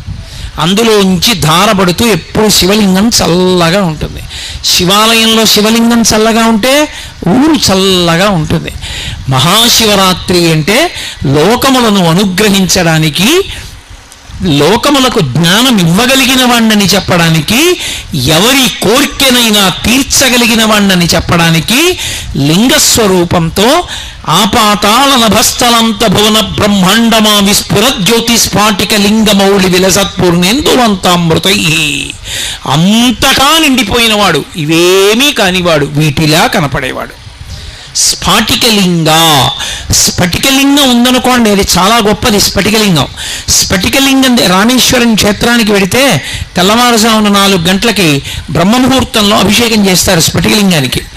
అప్పుడు చూపిస్తారు. ఆ స్ఫటికలింగం ఎదురుగుండా ఓ ఎర్ర పువ్వు పెడతారు, లింగం అంతా ఎర్రగా అయిపోతుంది, పువ్వు తీసేస్తారు, తెల్లగా అయిపోతుంది. శివలింగం మీద తెల్లటి పాలు పోస్తారు, తెల్లగా అయిపోతుంది. పసుపు నీళ్లు పోస్తారు, పచ్చగా అయిపోతుంది. మామూలు నీళ్లు పోస్తారు, మళ్ళీ తెల్లగా అయిపోతుంది. ఎదురుగుండా ఏది పెడితే దానిలా కనపడుతుంది, కానీ నిజానికి అదేమిటి? ఏమీ కాదు, శుద్ధ స్ఫటికం. అలా అంతటా నిండిపోయినటువంటి పరమేశ్వరుడు నిర్గుణుడు, కానీ ఎలా చూస్తే అలా కనపడుతూ ఉంటాడు. అది స్ఫాటికలింగ. అలా పెరిగిపోయినటువంటి శివలింగాన్ని ఆ కాలమునందు మహాశివరాత్రి సమయంలో ఎవడు ధ్యానిస్తాడో, ఎవడు దర్శిస్తాడో, ఎవడు శివనామం చెప్తాడో, ఎవడు భక్తితో పూజ చేస్తాడో, ఎవడు ఆ రోజున ఉపవసిస్తాడో, ఎవడు జాగరణ చేస్తాడో. జాగరణం అనేటటువంటిది దేని చేత జరుగుతుంది అంటే, విశేషమైనటువంటి రోగము శరీరంలో ప్రవేశిస్తే జాగరణం చేస్తాడు. అంటే నిద్ర పట్టదు. మహాభారతంలో విదురుడు అడుగుతాడు ధృతరాష్ట్రుణ్ణి, మృత్యువు సమీపించినప్పుడు నిద్ర పట్టదు, ఏదో సంధితో మాట్లాడుతూ ఉంటాడు. అలా కాకుండా ప్రయత్నపూర్వకంగా నిద్ర మాని ఒక రాత్రి ఎవడు శివనామస్మరణ చేశాడో వాడు యమదర్శనాన్ని పొందకుండా ఈ జాగరణ చేత, రోగము చేత జాగరణ చెయ్యవలసిన అవసరం లేకుండా శివుని యందు కలిసిపోతాడు. అంత అద్భుతమై శివమయమైనటువంటి కాలము కనుక నెలకి ఒకసారి చతుర్దశి రాత్రి పరివ్యాప్తమైతే శివరాత్రి, మహాశివరాత్రి అయి జ్యోతిస్తంభం ఏర్పడితే పరమాద్భుతమైన కాలము. అందుకే జన్మానికి ఒక శివరాత్రి అంటారు. ఏదో ఒక పదార్థం, పాలో పెరుగో తేనెో నెయ్యో పంచదారో విభూతో చందనోదకమో ఏదో ఒకటి పట్టుకుని దేవాలయంలోకి వెళ్ళాలి, శివదర్శనం చెయ్యాలి. శివనామ స్మరణ చేస్తూ శివస్తోత్రములను చదువుకుంటూ భగవంతునికి సంబంధించినటువంటి స్మరణతో కాలము గడపకపోతే మనుష్య జన్మ నిరర్ధకమైపోతుంది. శివమయమైన కాలము, శివుని యొక్క కాలము కనుక ఆ కాలమునకు మహాశివరాత్రి అని పేరు. అంత అద్భుతమైనటువంటి శివరాత్రి వస్తోంది. ఎప్పుడైనా శివలింగం ఉన్న చోట పాము తిరిగితే పార్వతీదేవి తిరిగింది అని గుర్తు. కొన్ని చోట్ల పాము పడగబడుతుంది. నేను ఒక చోట విన్నాను, ఇక్కడికి రాజరాజ నరేంద్రుడు పరిపాలించే కాలంలో వెళ్ళిపోతుంటే రథానికి పాము అడ్డం వచ్చి రాత్రంతా ఉండిపోతే ఆయన మరునాడు దర్శనానికి వస్తే ఇక్కడ శివలింగ దర్శనం అయింది అని. అలాగే ఇక్కడ ఒక వేశ్య ప్రతి మహాశివరాత్రి నాడు నృత్యం చేసేదని, ఆమె ఒక సంవత్సరం నృత్యం చేయడానికి రాకపోతే ఆమె ఇంటి చుట్టూ బుసలు కొడుతూ పాము తిరిగిందని, ఆమె వచ్చి ఇక్కడ నృత్యం చేసిందని ఈ క్షేత్ర వైభవం గురించి నేను విన్నాను. అంటే ఎంత విశేషమైనటువంటి శివతేజస్సు కలిగిన క్షేత్రమో చూడండి. కాబట్టి అంత గొప్ప క్షేత్రంలో మీరు ఉండడం, మహాశివరాత్రిని సద్వినియోగం చేసుకోవడం, అంత చక్కటి దేవాలయంలో అమ్మవారిని అయ్యవారిని సేవించగలగడం, పైగా 2 నందులు ఉన్నటువంటి విశేషమైనటువంటి క్షేత్రం. అంత గొప్ప క్షేత్రంలో మహాశివరాత్రి నాడు మీరందరూ ధన్యులవుతూ నన్ను కూడా శివరాత్రికి ముందు పిలిచి శివుడి గురించి 4 మాటలు చెప్పవయ్యా అని అడగడం, ఇటువంటి క్షేత్ర ప్రాంగణంలో కూర్చుని పరమశివ వైభవం గురించి ఎంత చెప్పడం అంటే అది మహాసముద్రం ఎంతైనా చెప్పచ్చు. ఏకశబ్ద సమ్యజ్ఞాత సృష్ట ప్రయుక్త స్వర్గే లోకే కామదుర్భవతి. భక్తితో నమ్మి చెప్పుకున్న ఒక్క మాట చాలు. కాబట్టి మీ అందరూ కూడా ఇంత ఓపికగా నిలబడి కూర్చుని కూడా అంత ఇరుగ్గా ఉండి కూడా పరమభక్తితో నా మాటలు విన్నందుకు మీ అందరికీ నా హృదయపూర్వకమైన కృతజ్ఞతలను ఆవిష్కరిస్తూ స్వస్తి.